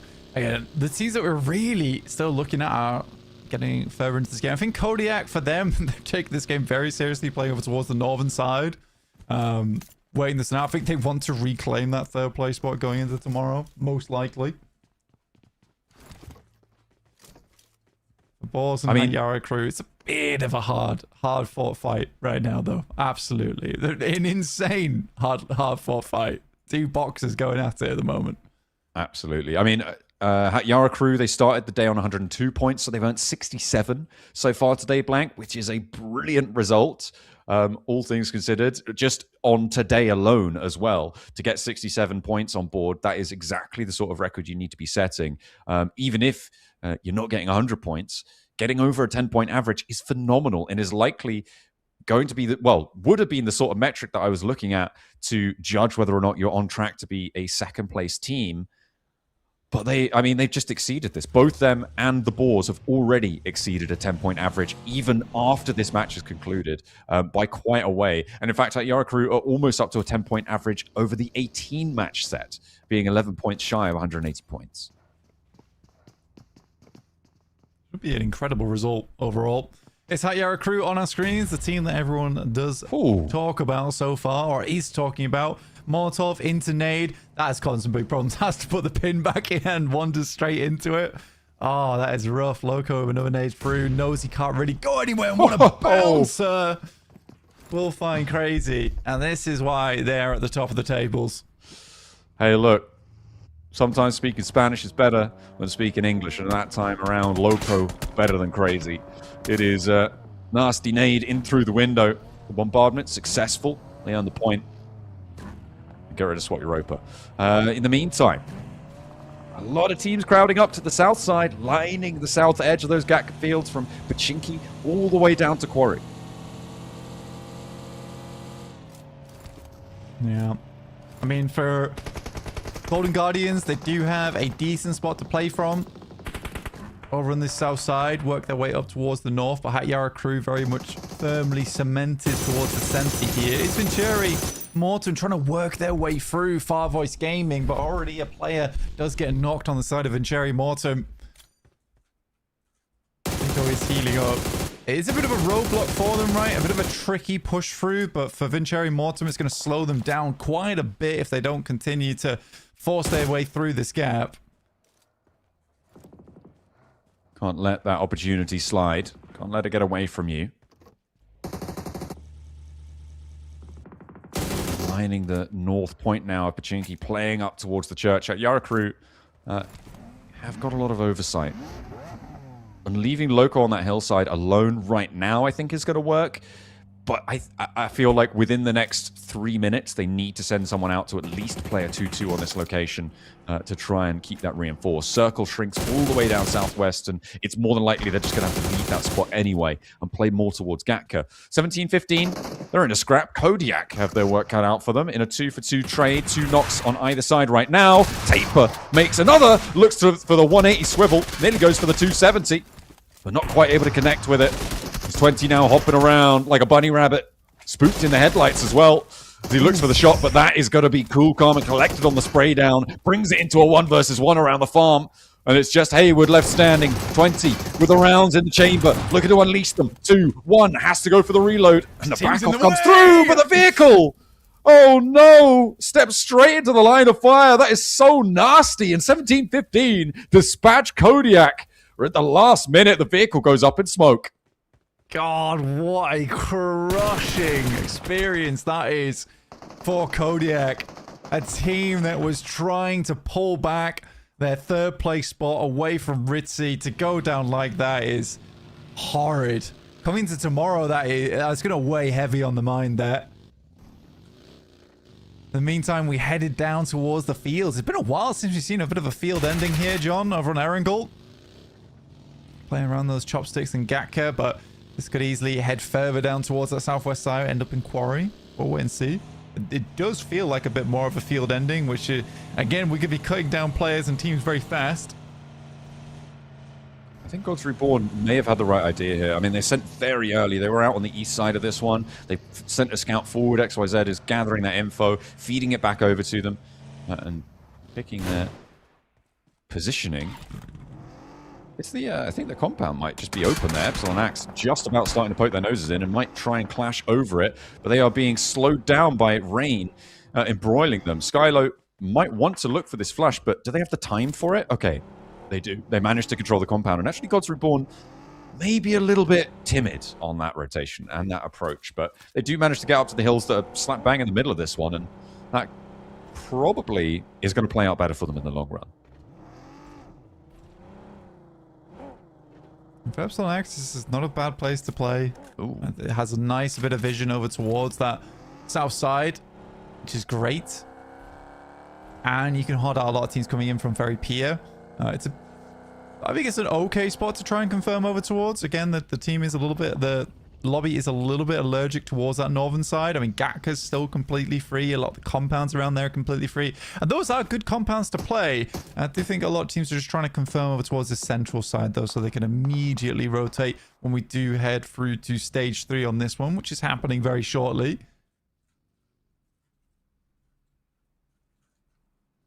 Havoc playing as 2.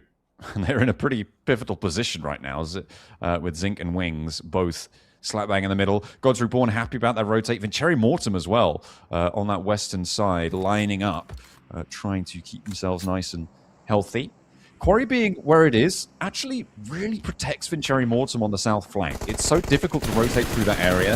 Everybody is very likely to push in through that side, but they maybe haven't read the terrain on that, or maybe they think differently.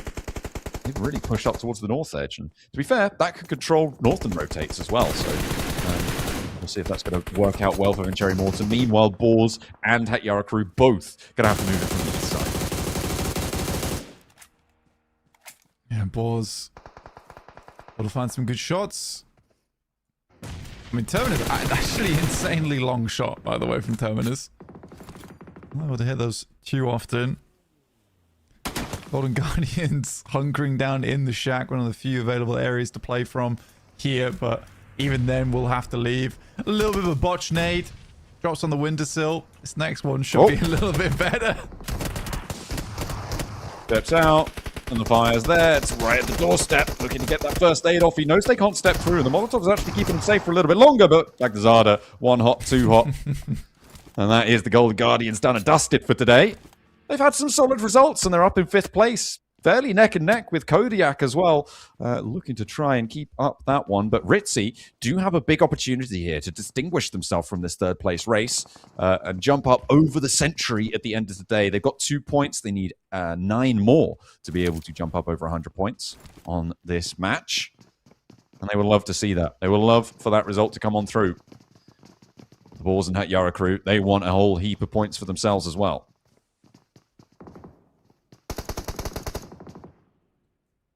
Gods Reborn.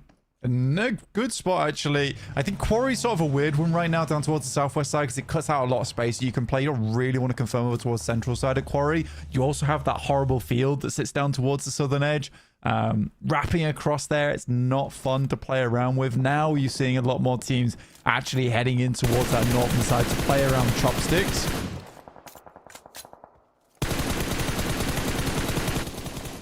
Yara crew defending their post, but there is a knock from Vincere Mortem after they flexed out to that north side, getting a lot more oversight on the Gatka fields. Seemingly that's the objective of that northern rotate. Takimi wants to keep the pressure on, but I mean, that Yara crew should be able to orchestrate a rescue there. No real reason for Vincere Mortem to send out and go for that one. Albana, the solo survivor in the shack, just trying to stay quiet as long as possible. Oh, nasty shift, and Yara crew didn't even need to branch out that far east, but it does throw a lifeline to teams like Boars and Alpi, who've been marching in from that east side for quite a while. Yeah, really, really nice.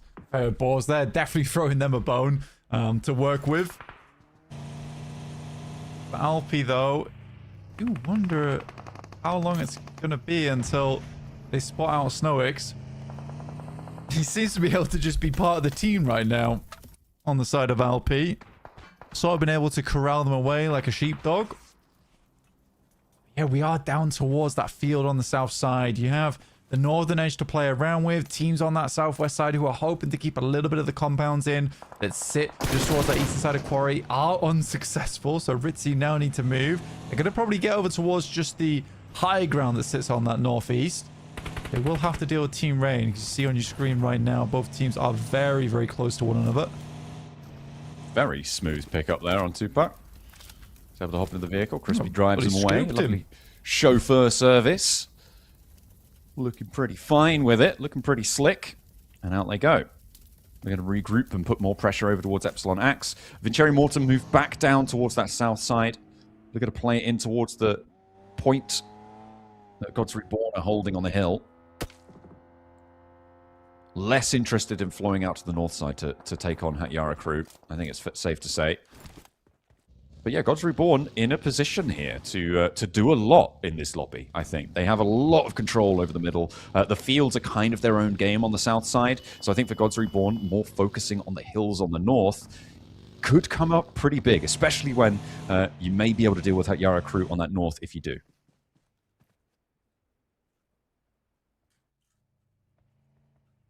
See how Alpi plays this one out, because it is Hatyara crew who's going to be sort of in their way, but they have the side swipe onto them. You'd imagine that Hatyara crew, because they've got eyes in the back of their head, do know that Alpi's playing around this area. Epsilon Axe, how long can they hold into this compound too? This is just on the edge of the field. It's a really strong area to play. It is hard to hold as 4 players, but very doable. But teams would love to crash that towards the late game. Right now, the Boars are just dismantling Team Rain, who's ahead of them. This is going to clear out a huge amount of space. Alpi, though, moving in from that north side, getting fended off. Look at Robson Vagazada. Immediately, the Dogs of War are unleashed. And Tikas and Cappuccino now have a really stalwart defense to try and come up against. That shack there for the Boars, looking to post those nades on in. Mitza sees the car, get a little bump to his side, but isn't going to take too much damage from it. Anna on the inside. Hoping Mitza can stay alive this time around, but they are split from one another. They are very, very separated. It's about 150 meters between the two of them. I don't think the Boars are going to be slowing down because of Mitza's sightline here.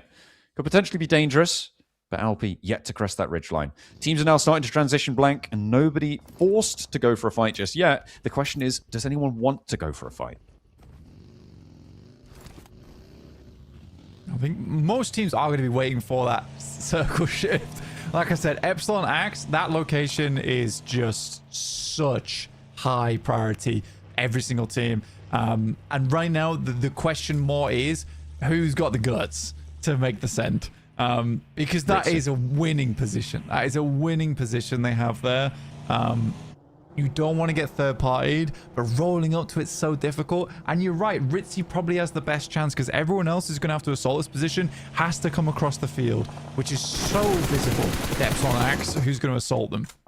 Or Boars, maybe. I mean, they're on a big run right now, out to the west. They're establishing in the field. They may be stopping short. I don't think they've had enough information gathered over towards the compound to full send, but they've now put themselves into a position where they could potentially make it out there. Ritzy not really stopping that.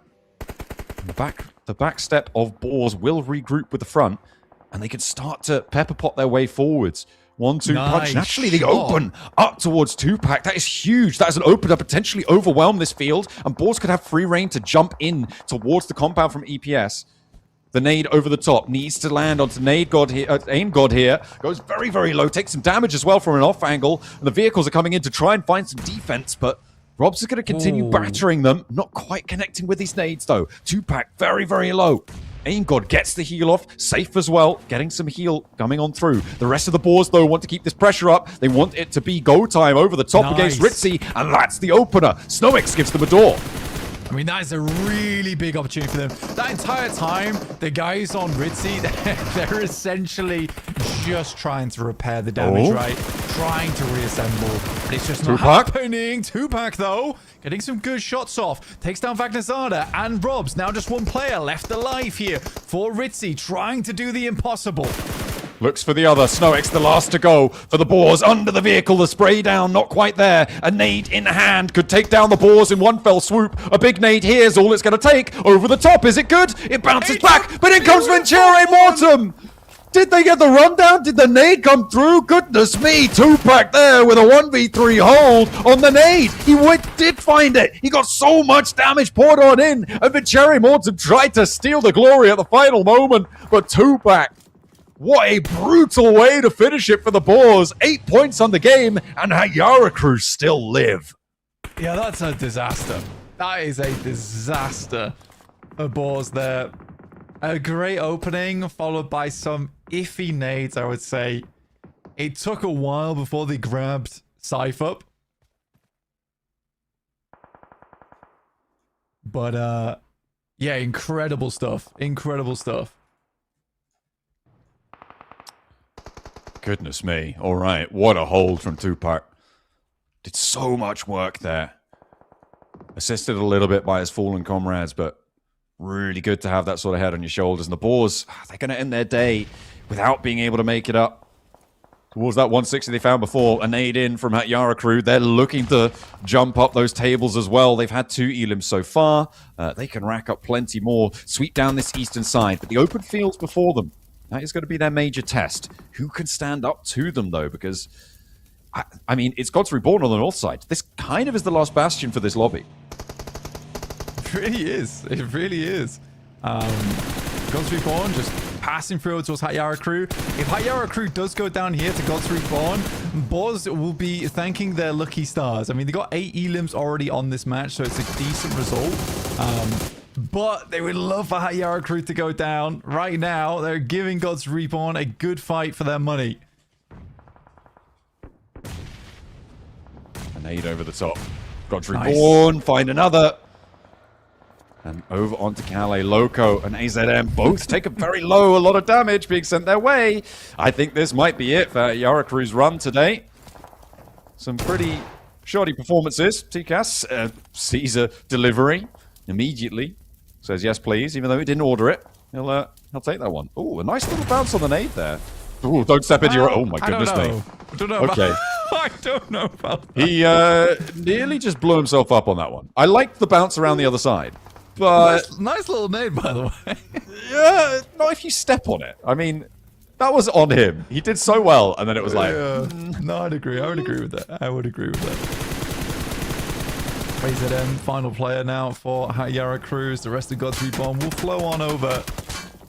It's a nice bait coming through from blue as well. Doesn't immediately go in. on the sideline, dropping those smokes down. 5 grenades in his hands, though, is always a worrying thing. That's a good nade. It goes a little high, but the damage is still good.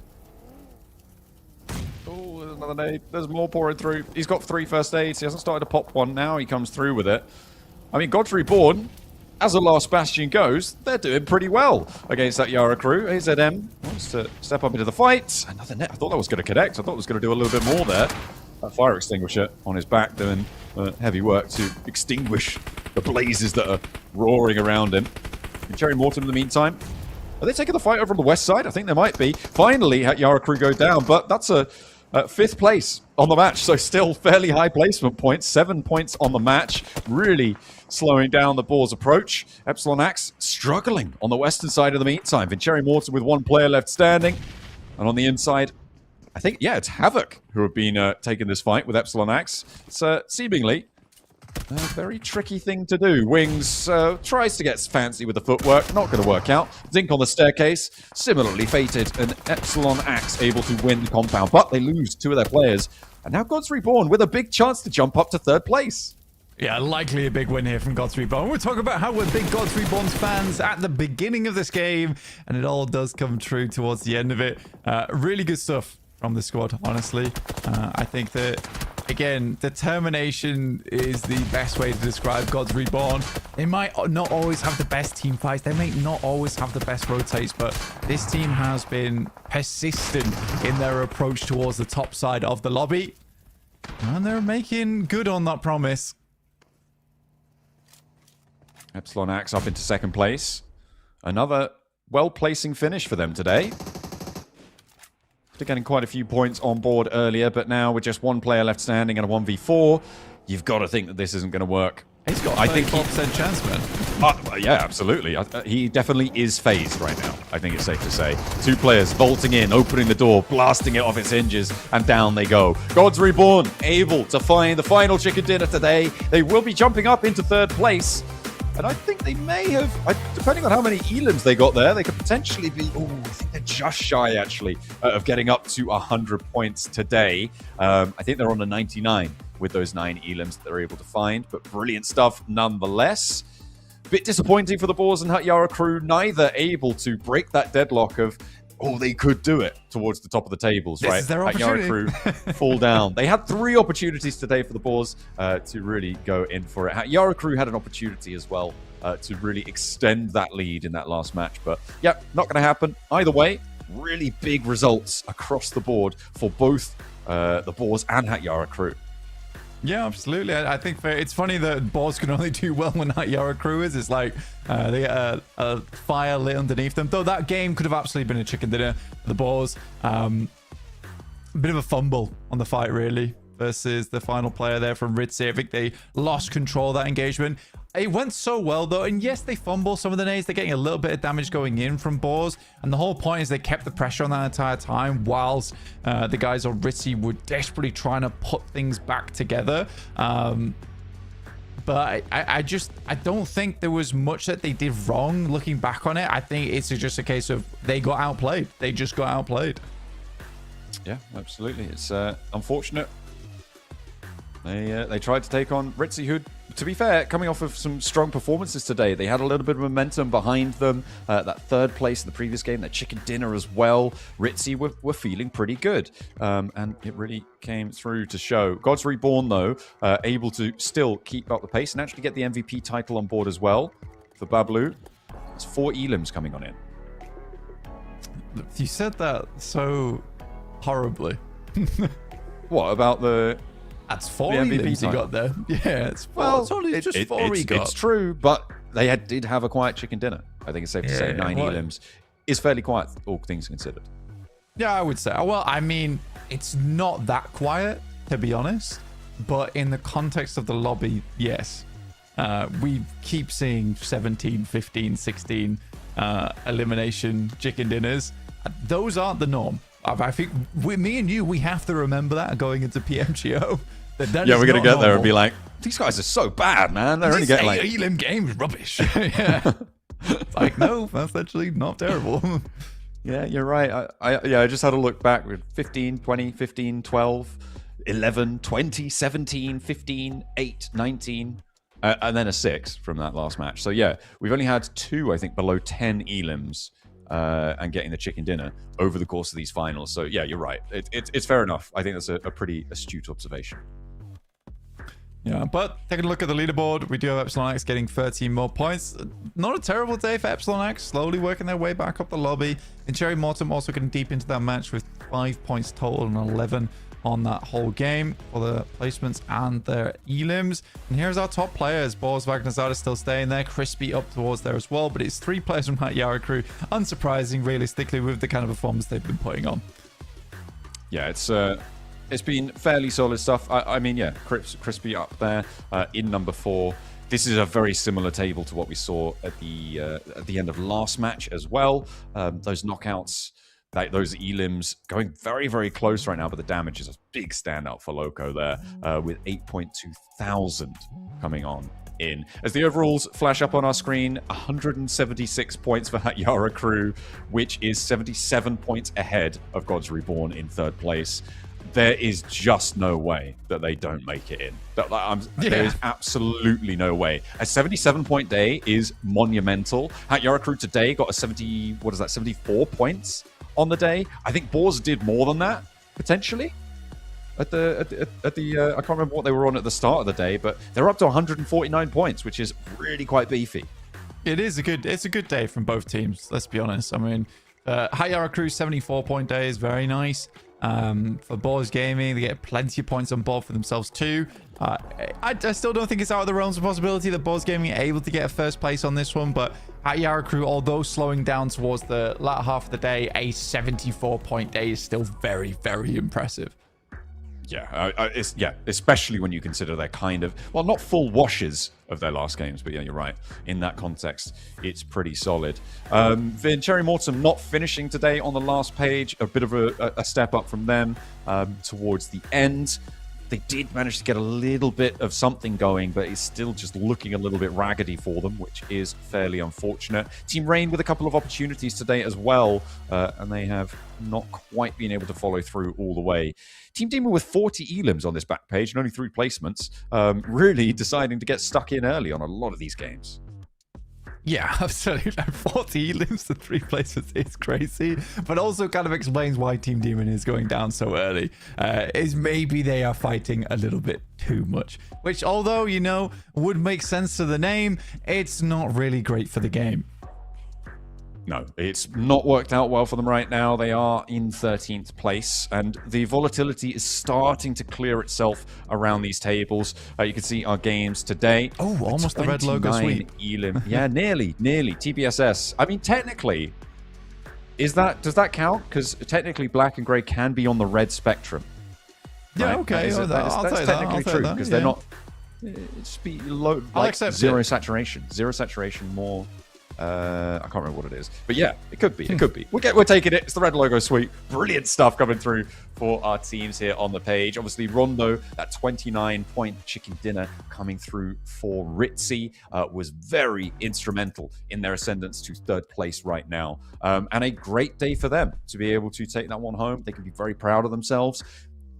Unlikely that they jump up to meet the Boars blank, but it's Boars and Hat Yara crew going into the final day, leaps and bounds ahead of everybody else. There is no one really who's been able to hold a candle to their point scoring capabilities. With one more day of games, though, who's going to take that top spot? That is the big question. Who is going to join them on the podium? Well, you have to wait and find out. That's coming at you tomorrow. Make sure you tune in then to see a little bit more of PMGO. Goodbye.